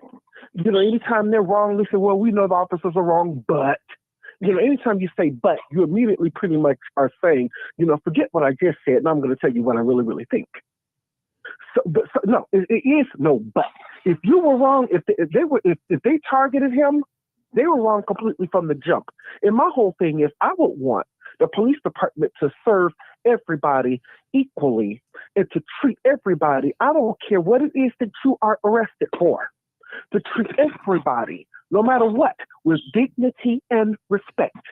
Because the onus is on the system and the onus is on them. It's incumbent upon them as the professionals to cater to us and not the other way around. Because what do? They took an oath to serve and protect the people. And it says that whenever you take that oath, you raise your right hand or something, or put your hand on the Bible or whatever it is, that did you say that you make an oath to protect the Constitution, first of all, and then you take an oath to protect the people of the jurisdiction in which you serve over. And this is not happening. It just seems to me that there's just much more interest in serving over one another or helping out one another in this whole thing. And I would want the truth to be told, because all of this that happened, I don't believe this was and they even said on the news today, because it's been on the news all day, that they said that the whole thing is not over a seatbelt thing or something, because the windows are tinted so dark, and according to the video, you can't see whether he was in a seatbelt or not. No, he was personally targeted, because normally whenever they stop you for a traffic violation, they do not come up at you with guns pointed at you. It was something that they saw, or maybe something that somebody had said about this young man. Maybe somebody had said that this young man had a gun, and maybe they followed him around until they were able to catch him at a vulnerable point. So that's what it is. But the thing is, no matter whether it's good or bad, I would have much more respect for officers or this whole system if they told the truth. But they always want to dress it up with a lie. And that's pretty much what's going on here. So, no, it's incumbent upon them to cater to us. We don't cater. We don't bow down to them. No, not at all. We don't answer to them. No, we are the masters. They are the servants. We pay their taxes. That's right. Can I say something to you, Roosevelt? Yes, Before Marcus. Martin, go to the next caller. Yes, sir. Okay, so I've been stopped a couple of times by the police right out here by my house. And I had a bad experience with police in Inglewood, but now I live in Washington Heights. And Washington Heights is next door to Roseland. So the way you handle yourself when you're on the street, right, they got the gun in the bed. They got the walkie-talkie. They call in a 10-1 because you acting a fool. I had a 10-1 called on me in Inglewood because the police could not read the serial number on my van and had a tow truck to pull up. And I'm wearing glasses and can read it from where I was standing at, and I questioned the two white female cops, and they called in a 10-1 and said I was getting aggressive. So when you want to argue with the cops on the scene, you cannot win. You have to go to court. Now, what you're saying is about the way they talk to you and how they talk to you any kind of way. Using the F word, calling people MFs and all that other kind of stuff, that's unprofessional. Listen to me. You should be fired. We have to call a community meeting with the chief of police, with whoever we need to call a meeting with, and tell them the police disrespect you, even if you're lost and you ask them for a simple address, they'll curse you out. We don't need cops on the streets like that. That's why it's a disrespect and a hate for the police in the black community. I agree with you. The way they talk to us need to be checked. They treat all of us like we're criminals, and we treat all of them like they're racist and corrupt. It's not going to end until somebody start respecting. Yes, where do we go from here? We need them to respect the communities in which they serve. And one of the main reasons why they don't respect it, a lot of them don't live in the communities in which they serve. If they lived in the communities in which they serve, then they would know the troublemakers from the non-troublemakers. You know, they need to take note from their own police that police the parks. Those cops know each one of them kids that come in that field house. Each one of those adults. They know their behavior and they know how to treat them accordingly to their behavior. We need cops walking the street that will understand the community. They're riding around in these expensive ass squad cars, killing, and they don't understand the community in which they serve. We need cops like the cop that be on Facebook who teach the kids how to cook. We need cops like that that understand the community. But this here makes all Chicago police officers look bad. And I hope some of them are listening.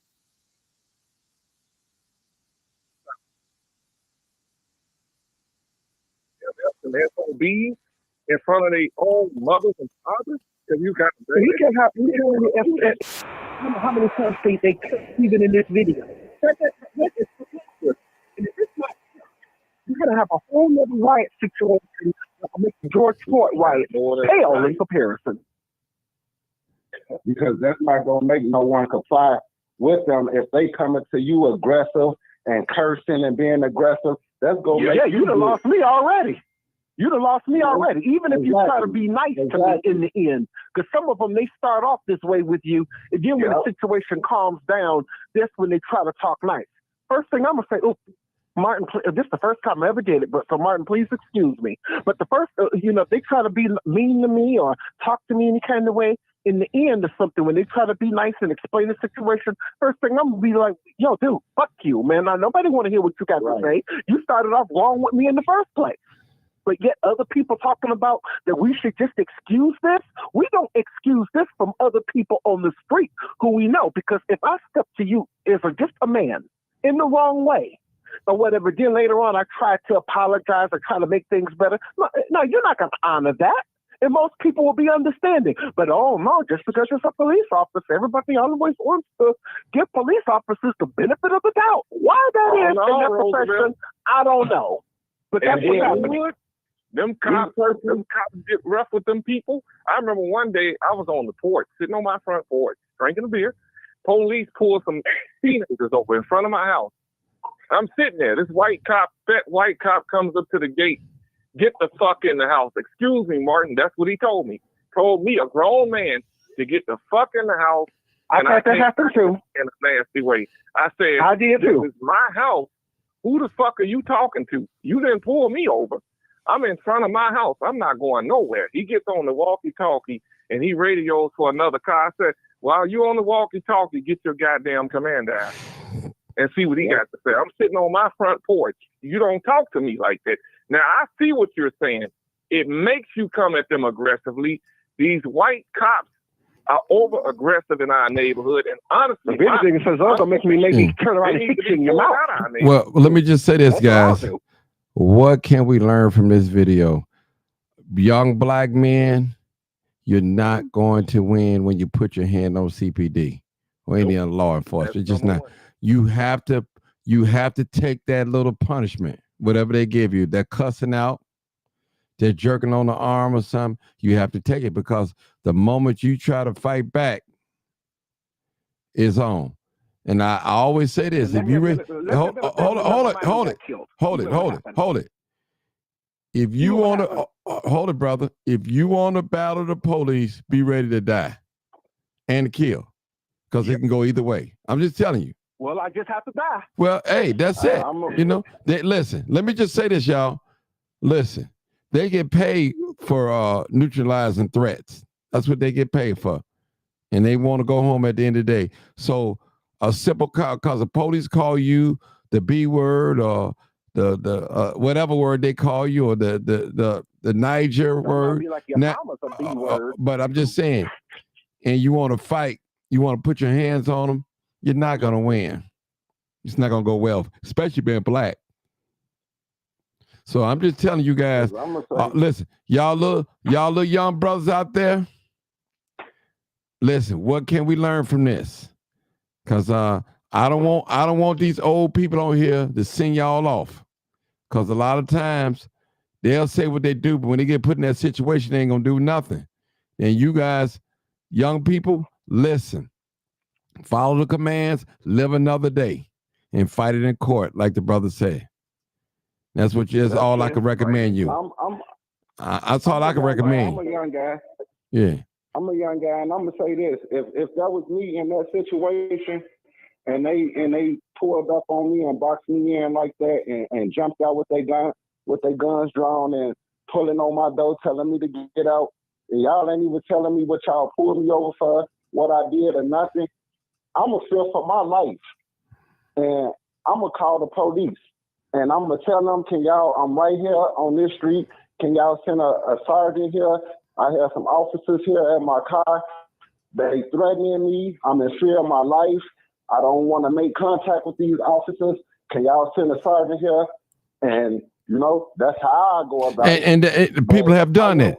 People have done that, and a lot of people have done that. They can't make you get out your car. They can't. You can let your window down and pass them your credentials, your ID, insurance card registration, and all that. But you're not obligated by law to get out of your car. But they well, hold on. Let me correct you, brother, young blood. Let me correct you on that.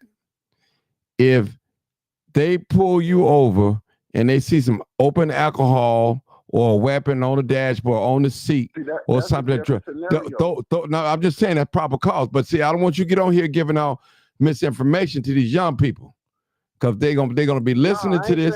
I know. I'm just saying, you know, but they don't know. So they don't know. That's all I'm saying. You know better, but they don't know better. All they gonna hear is, I heard a boy say on Martin G show, you ain't got to get out. Just give me your license insurance and all that. You know, that's not the case. Right. Right. That's all I'm saying, bro. That's all I'm saying. Yeah. Go ahead. It's different scenarios. Let the brother talk, Marcus. Different reasons. Let the brother talk. Go ahead, brother. Go ahead.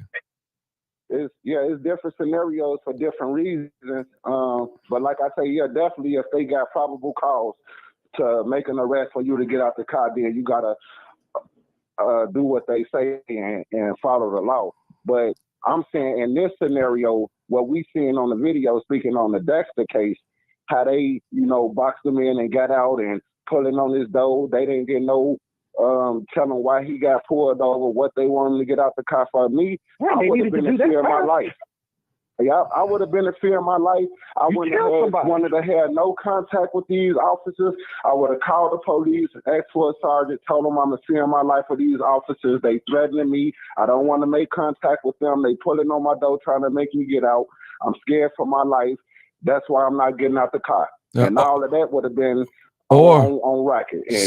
Simply, you could have just said too. Hold on, Bill. You simply could say, I don't consent to no search. You could do that. You could say that. And matter of fact, you could say that. You could say what you do, brother. You could do that too. I don't consent to no search. You definitely could say that, and that's totally legal. Go ahead, Bill. Yeah. Bill, go ahead.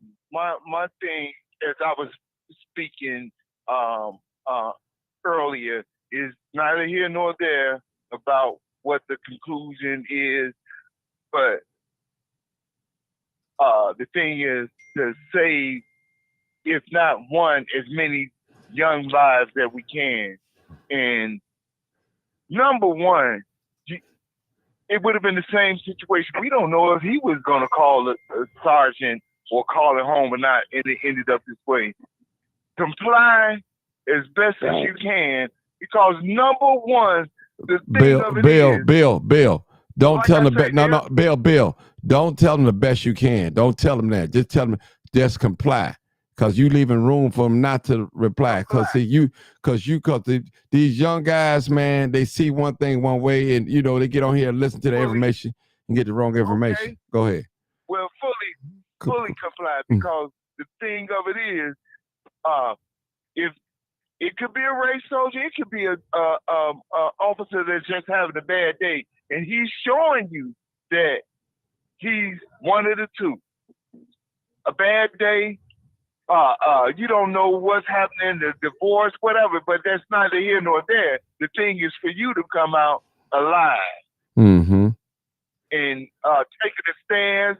You're not gonna win fighting them. Even if you got away with beating one up or shooting one, your life is still over. Mm-hmm. It's done. So comply and know your law, and you don't have to explain to them, I know my rights. That's one of the biggest catch-ups for a black man or a young black man, especially, to convince an officer that knows your rights more than you do. He already know your rights, so he's violating them. Just comply and see him in court later. Or if you don't go to court, see another day. To live another day. Another day. And guys, too, we don't want to give the young people the wrong information. A lot of us has had a lot of bad experience with the law enforcement, which I've had some too. Yes, being the crime chaser, I've had a lot of bad experience with the police. So It is. And I'm not anti-police. I tell anybody I support the police when they're right, but when they're wrong, man, I'm totally against what they're doing wrong. I'm for my people. I'm raised first. I tell anybody that. And that's real talk. But I want to go ahead, Bill. Go ahead. I want to say something. Go ahead. Martin, you mentioned that it's a better time than even 1990 or 1980. Yes, it is. Yes, it is. Yes, because we got tools and know how to fight. That's what I'm talking about. Back. And it was a time, I'm gonna tell you, 16 years old, pulled up on 63rd. Police pulled me over, tell me to open my pants, to have me take my shoes off and socks in the snow, in the snow and ice, back in the 1970s. So I haven't seen any young people. I know they get violated, but not to that point. All right. Okay. Say what you got to Right, say, right. buddy. Okay. Listen. And I was saying we're living in a good time, people, 2024. If this case haven't happened back in the 80s or even in the 90s, man, even some of the early 2000s, it'd have been an open and closed door, shut case. Wouldn't even been no question. Took the police word and that's it. This what happened, this what happened, boom, boom, boom, boom. But now we living in a new day where these body cameras and the audios, they can be the eyes and the ears for the civilians. We fought hard here in the city of Chicago to get every officer a body cam. It wasn't easy. Roosevelt, you was there. Marcus, you was there. You know. Yeah. We know. Yeah. So we living in a good day, people. Don't let nobody tell you that we living in a bad day. We living in a good day. Because we can prove things. We can go on social media. We can look up police officers. We can look up people. We can go down. We can protest. There's a lot of things that we could do right now that we couldn't do and we was afraid to do back in the 80s and the 90s and 2000. The way these young folks talk to police and cuss them out and all that, and back in my day, we ain't never do that unless we was ready to go to jail or die. Ooh, man. Unless one of the two. Unless we ready to go to jail or die or something. But these young folks now, hold on, let me talk. These young folks now, they are a different breed of young people. They are fearless. They are ungodly. They don't have no God in them, no morals. If they feel like doing it, they're going to do it. Period. I'm just telling you. So young people, I understand you fearless and all that, but there are a set of rules that we all have to abide by. When I said it before, if you play basketball, there are rules. If you play chess, there are rules. If you play checkers, there are rules. When you go into someone else's house, there are rules. When you ride in someone else's car, there are rules. So young people, listen to me. You have to follow rules. The brother said it earlier. He said, we cannot live in this society without the police. We need the police. What do you mean, Martin? Well, we could police our own. Yeah, we could do that too, but we need to have law and order. We just can't have people run up. We work 2 weeks and we bought a new car. Now they're going to just take it because they know they can take it. No, we can't have that. We cannot have that. We cannot have that. If we got a young man out here molesting little girls and boys and all that, we got to be able to do something about it. Period. Some things we cannot take the law in our hand. To put your phone on mute, people. Phone on mute. Phone on mute. Somebody got to get their phone on mute. So we're not living that type of generation where we could just do anything we want to do. But we living in a good day, though. We living in. Do you know that I can't prove the numbers? Do you know that Chicago police have the #1 suicide rate in the country? Chicago police. We have the #1 police suicide in this country. No, that's real. That's real. I don't believe it. Okay, you could. You don't got to believe it. You can Google it. You can Google it. You can Google it. No, they're dying. That is true. And they're, That is true. I don't believe all of them are taking their own lives. Right. Well. Well, the Okay. thing is, they should if they're doing messed up stuff. Mm. Golly, if I was doing messed up stuff for people, putting drugs on people, causing people to go to jail and everything, cussing people out and everything, mistreating people, and saw it being done and just condoned it, after a while, I kill myself too. So yeah, they should. There you go. Rose. A lot of police they are victim too in their own department within. A lot of police go through a lot of these things. I'm telling you, they get mistreated from within. Yeah, they do. Yeah, let Helen go, y'all. Helen, go ahead. Right. Yes, let's tell her. So I was listening, and I was listening to the gentleman and some others when, they talked about, complying and, taking the officers to court. I have young people in my family, and most of us are concealed carry. And so, when our plates are ran, it comes up that you are, concealed carry. So I have this one nephew. He seems to be a magnet for police. And so he's been stopped a couple of times. He's always armed legally. And he sent us a video one time where the police had, pulled him out his car and they unarmed him. Mind you, we all are members of American Rifle Association, right? And so, they have you, they send out lawyers and, if you need one. And so after about, I think the third time, and I was telling him, I was like, look, let ARP know, let them know, American Rifle Association, ARA. I said, let them know, call them, you pay a monthly fee, you pay for that service. And, he's young, he wouldn't, because a lot of our young people don't feel as if the system is just, even if they are violated by the police. Now, whenever the police stop you for young people that's on this live, they always have to give you a ticket why they stop you.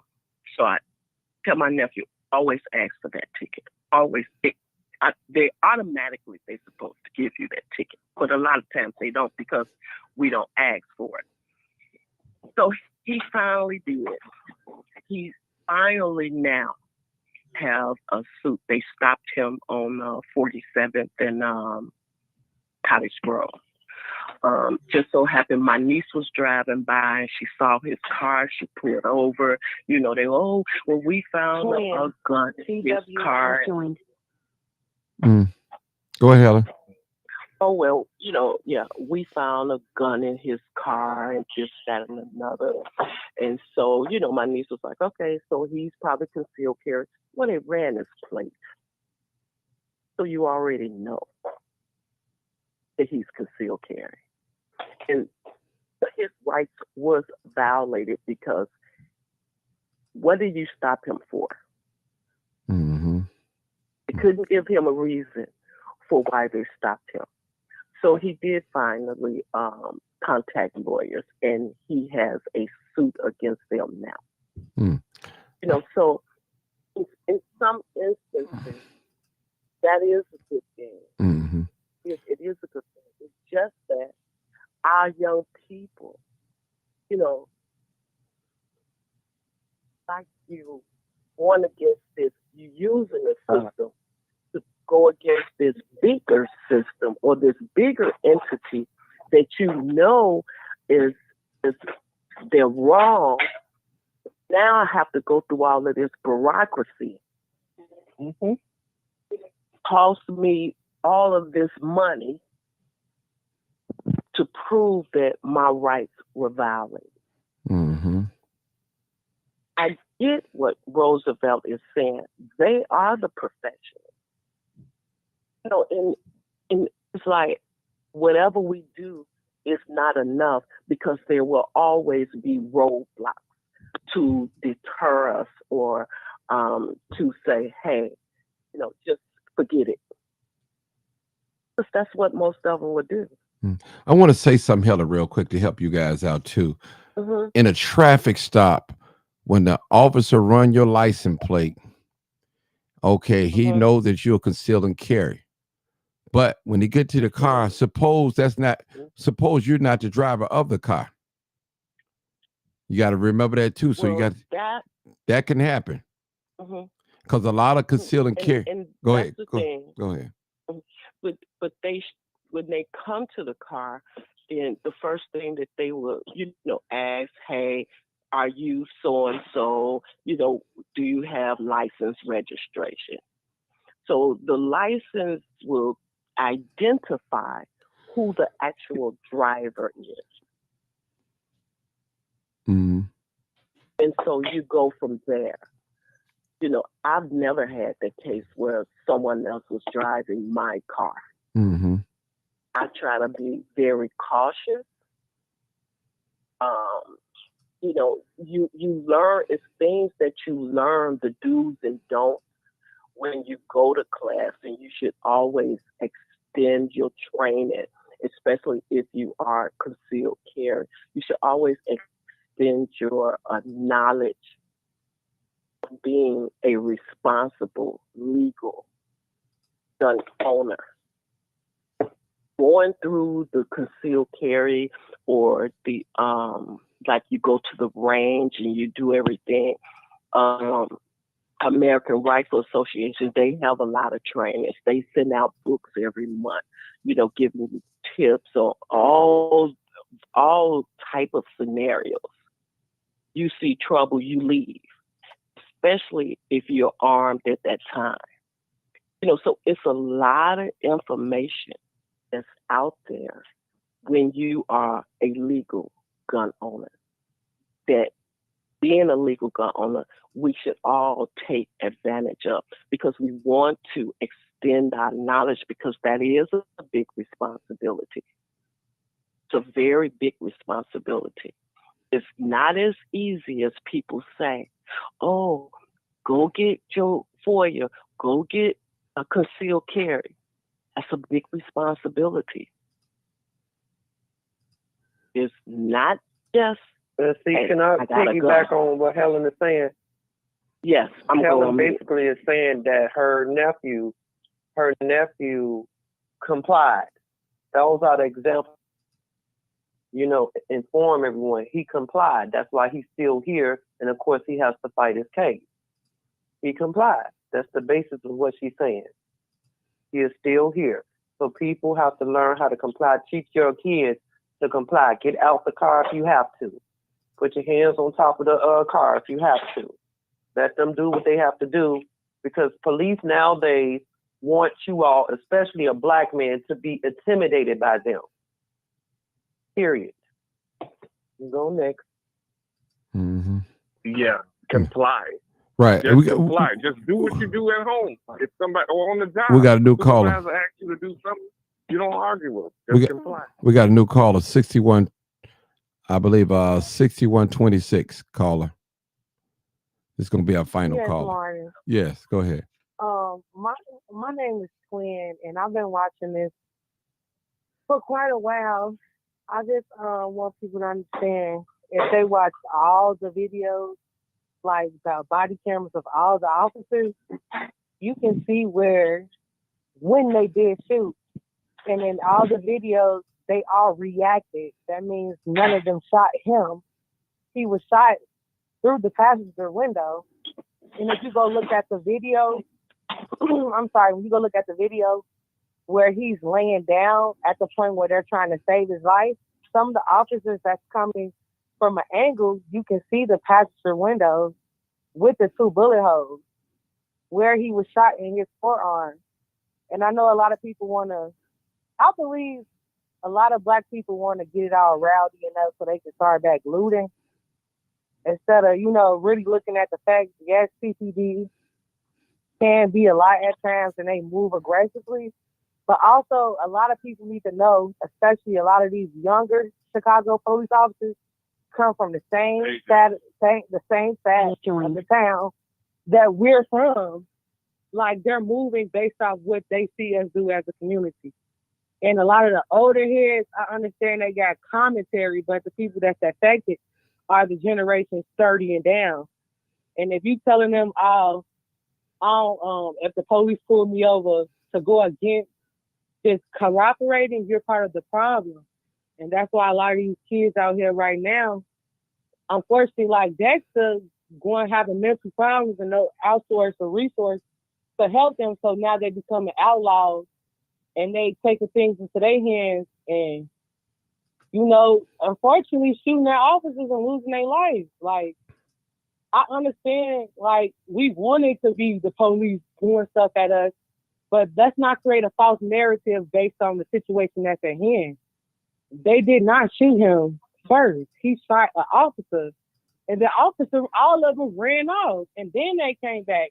And at that point, like I said, if it was your family member that you saw get shot and you concealed to carry, are you going to shoot to kill, or are you going to shoot to stop and be like, let me check? No, it's your life it's your life or my life, and I'm sorry, it's going to be your life, not my life. Okay, we go to the next call. I said it was going. Okay, thank you, Twin, for that. 7836, 7836. What's up, Martin? Hey, what's going on? Hey, brother. What I want to say is, I believe that we need to teach our kids to respect authority. I agree. There's no more respect. There's no more respect out here, man. I believe I lost a friend today because of this daggone video. He refused to see it the way that the video is shown. Talking about they edited the video. I don't see the video being edited. All I see is what happened. Now, I can't say that the boy shot out the window and shot at that police officer in that last part of the video, but it appears, and they returned fire. When he got out the car, with the police being 20 to 30 feet away, they can't see what's in his hands, especially if your adrenaline is going like that. So all they're going to do is keep on firing. That's why I believe that they kept firing at him. And if somebody else sees something different, or if you see something different or seen something different, please advise me. Well, let me just say this. You could see, for me, I base my thing on two things. When the shots rang out, the police ran, turned up, they all ran. That's on one video. The other video, from the residential point of view, when you seen the smoke, the glass or something from on the passenger side. So I knew that right there told me that shot came from inside of the car. I knew that. Exactly. So I based mine. Now, hold it. Now, let me just say this. Martin, did you see a gun? No, I didn't see no gun. I'll be lying to you. I didn't see no gun because I couldn't see no gun inside of that car. Tinted windows. Didn't see it. I had to tell you people, only thing that I could see what was visible out there to the eye. I seen the car he was in. I seen when the car went forward. I seen the officers shooting and all that. So we got to use, when we look at videos, people, you have to use logic. Some things you're just not going to see. I may not never see, hold on, brother. I may not see a woman and man having sex, but I see the results of them having sex. They had a child. So I may not see it with my eyes, but I see the child, the fruit of it. Now, I didn't see Mr. Dexter shoot a gun at the officer, but I seen bullets, impact come out of that window on that passenger side. And from the way the bullets are, the two bullets, it wasn't from no angle. It's like straight out. You know, you could tell when the bullet from an angle. It's, you know, so we have to use that, people. Some things we just have to use it. We got to listen to the audio. We got to look at the body language and all that. We got to ask ourselves. I have a question. No, could let the gentleman, he was still talking. I want to be fair to him because he really didn't get a lot in. Go ahead, sir. Then I'll come back to you, Doc. Go ahead, sir. The other thing, all right, 96 shots. I understand that is a lot of shots. Yes. But if you look at the video, each officer emptied a clip, a 16-round mag. With one in the chamber. 5 officers. Well, 17. 17. 5 officers is 85 shots. That's 85 shots. And you clearly see a couple of them reload before he even exited the vehicle. So the one. That's simple math. You know, pow, pow, pow, pow. Your adrenaline is going. If somebody is shooting at you, your adrenaline is going. That's a life and death situation. Exactly. And growing up on 61st and Cottage Grove, I know. Well, I know you then, huh? Yeah, Langley Avenue, baby. Oh, yeah. Okay. Yes, sir. All right. Yes, sir. Mm-hmm. So. But that's what I'm saying. You know, it's just your adrenaline going, and I want to say, sir, hold on, ma'am. Twin, hold on. This is what I want to say. I'm going to give y'all some help when you're watching videos. This is what I want y'all to do. I want you to lay down your differences, what you have with the police and what you have against people in the street, and just go with plain facts. That's all you had to do. That's how I look at videos. Now, I know Chicago police have a history of putting guns on people, planting drugs on people, harassing people, pulling over people falsely, sending people. I know they have a history of, but we living in a new day, people. We got cameras. We got cameras in the sky. We got cameras on people's houses. We got cell phone cameras. We got doorbell ring cameras. So we living in a good day, people, in a good day. We didn't have this back in the 80s and the 90s, brother. You could say, you could witness that. We didn't have that. they ain't have it then. They ain't have it then. But we living in a good day. Do you know a lot of officers quit their job because they feel like they couldn't do their job with these body cameras on? They didn't want to be held accountable. They want us to be held accountable, but they didn't want them. They didn't want themselves to be held accountable. And that's what the about whole when they turn the thing. body cams off? They Right. need to fix it to where they can never That's turn the them whole off. thing. Never. Yeah, they can't. But see, what I'm saying, listen, Roosevelt, let me just say this, sir, Roosevelt.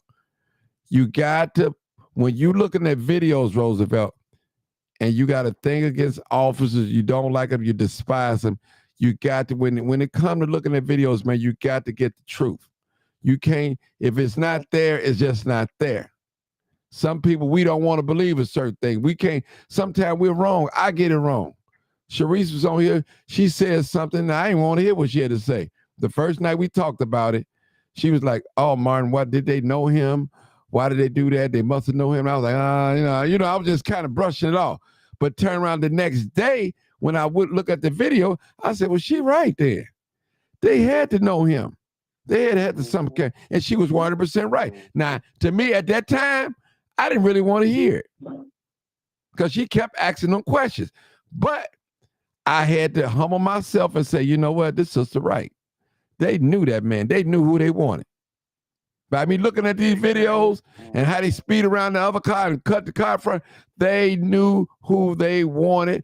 They got a call and told them that he's coming down a certain street somewhere, and that's why they had their audio off when they was in the car. Sharice was 100% right on that. She was on point. They must have knew him. And I'm almost willing to bet, and I don't even gamble, that they had some type of encounter with him or read up on him or somebody put them on him. And you know how she told him, Martin, because the first thing she said, "What you doing?" She talking to him like she know him. Uh-huh. What you doing? What you mean what I'm doing? And that's why he let the window down and then he let it up, but he didn't let it all the way back up. And then that's when she got the pulling on the door. I thought she said, put your window down. I thought that was the first thing. And he left the window Then down. when he started raising it up, that's what she said, "Oh, what are you doing?" Mm-hmm. But I have a question. Because I've been waiting, and I want to ask Helen or anyone else that may know. Even though there were 96 shots, how many times did he get shot? Because it doesn't look like he got shot that many times. They ain't gonna know that until the autopsy come out. We won't know that till the coroner's call. Well, the Yeah. autopsy should have been done. Not Right? really. It should have been done. He's Not- been buried or cremated. Yeah. Yeah. He's been dead or cremated. They have the autopsy. This my field, y'all. They have it. They just ain't brought it out and told us. That's why Right, they ain't Kelly released it to the loves to do public her yet. research. They probably really.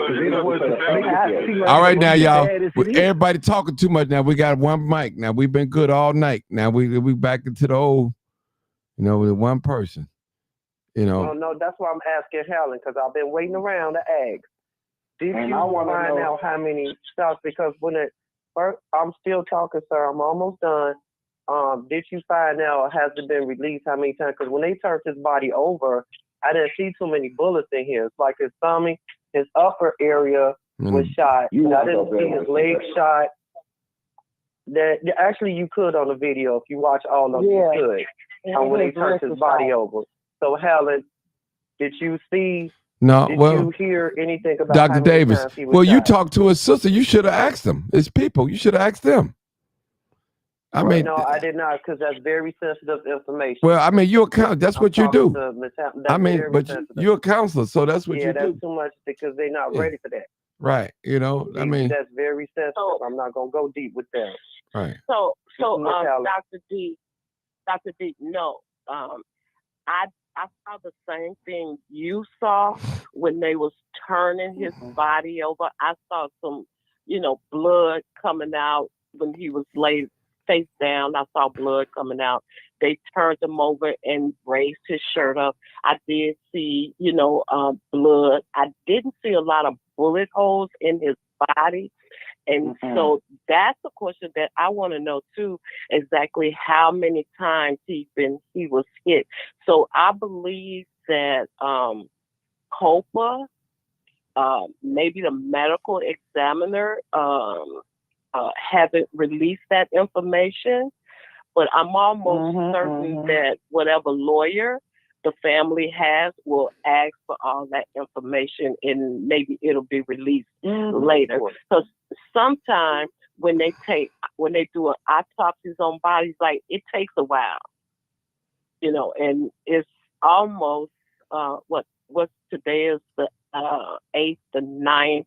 That autopsy been done. on- Trust me, they have the results. They just now haven't released it. That's been done. Right. Because he's been buried since April the 5th or cremated April the 5th. Wow. Yeah. So that's been done. And they have the report. Yeah. They have the They just report. They haven't just haven't released released it. Right. All right. Going back on mute, Mr. Mark. Okay. The last gentleman was talking. I'm gonna let him finish out. We're gonna close out with him. Last gentleman, go ahead. So I think that was 7836. Yeah.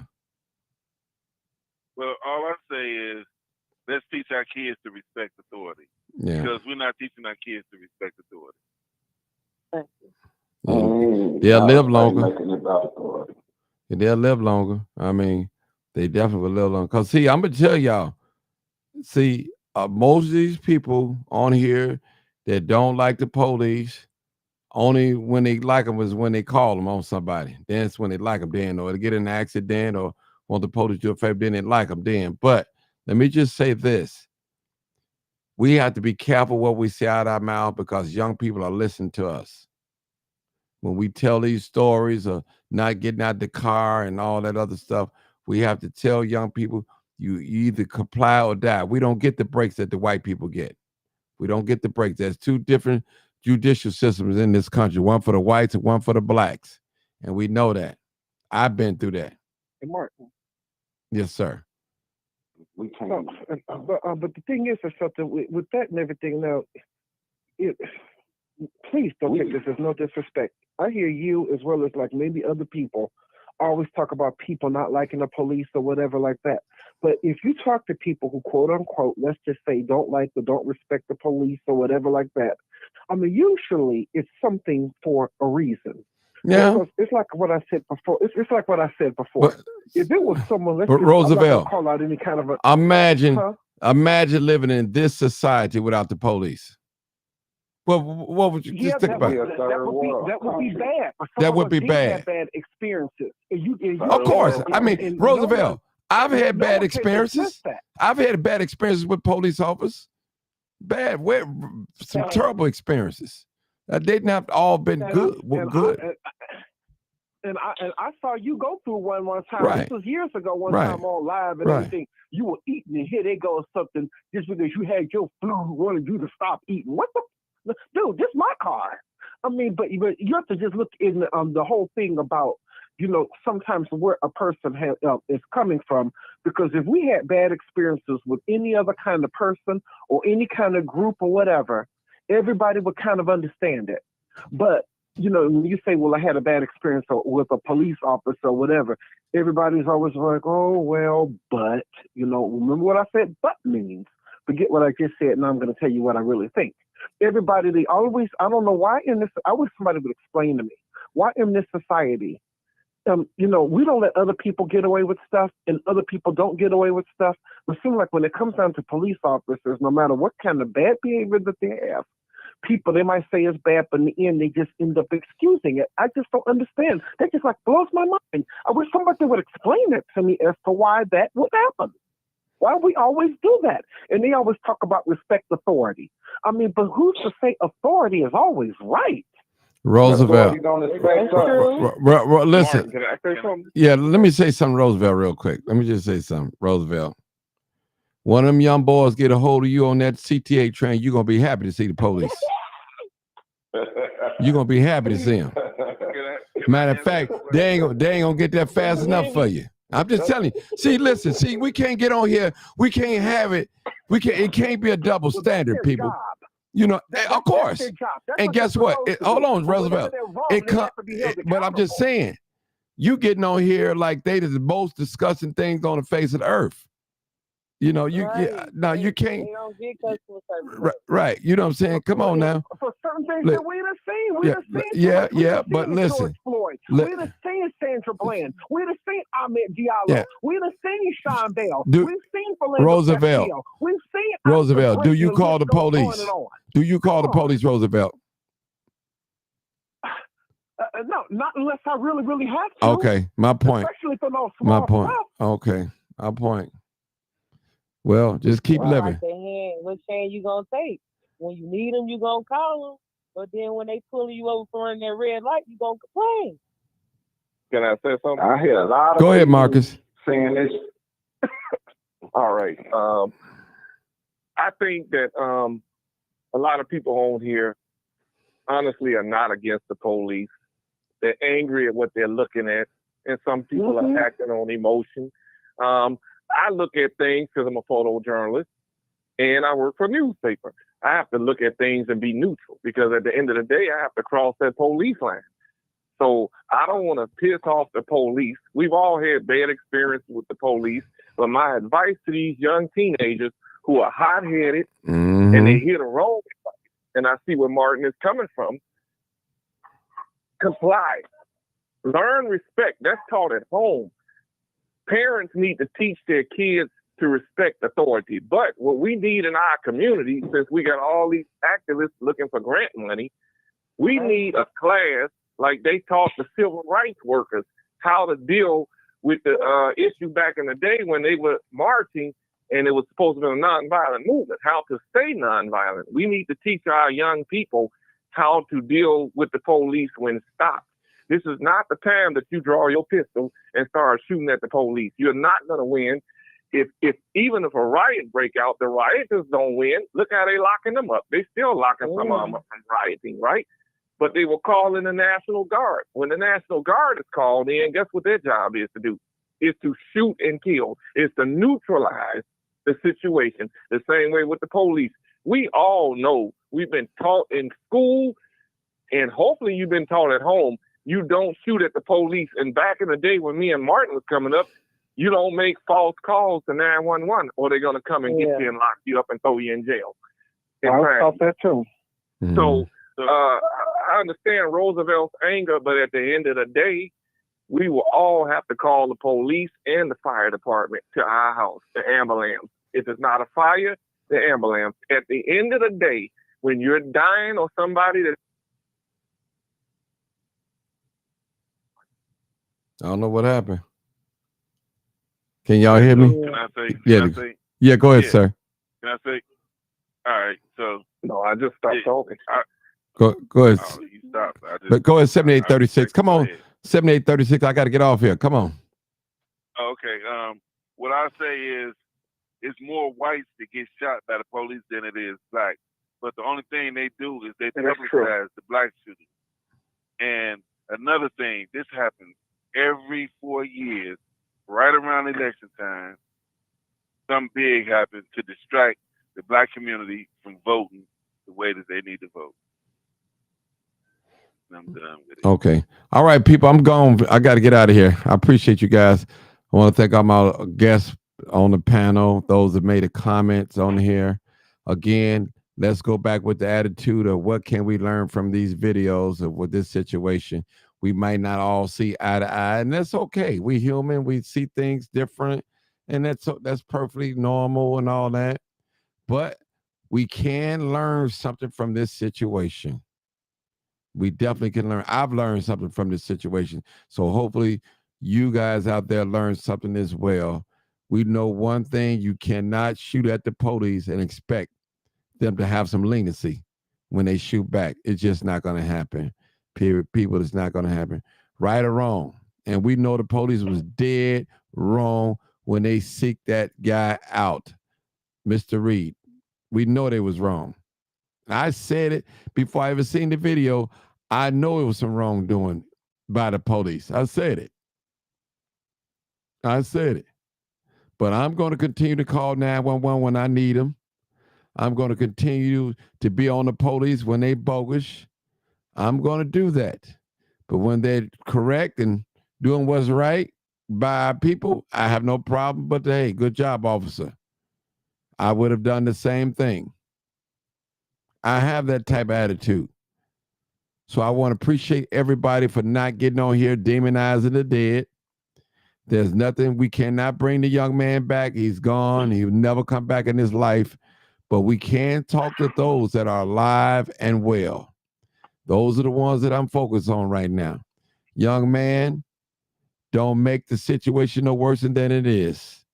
I know he pulled you over. I know she pulled you over and just said you had a broken tail light, or your license plate light was out, or they said you were speeding, or your windows was too dark, or they said they smelled marijuana. I know how it go. I've been through it. If I keep on living, I'm going to go through it again. You just got to be calm. Now, if you ready to fight the police, you better be ready to die. Much as you ready to kill, you better be ready to die, because it could go either way. I'm not saying that the police can't get got. They can get got. Also, we can get got. Period. So, young man, respect authority. You'll live a long time. That don't make you no punk, because you respect an authority. Because the law gives them authority in these streets. It gives them that authority. All right, people. You already know what it is. What is it? Live, uncut, unedited. Good night, Tell everybody. the truth. And what? And shame the devil. I love being black. All right, people. I love being black. Good night, people.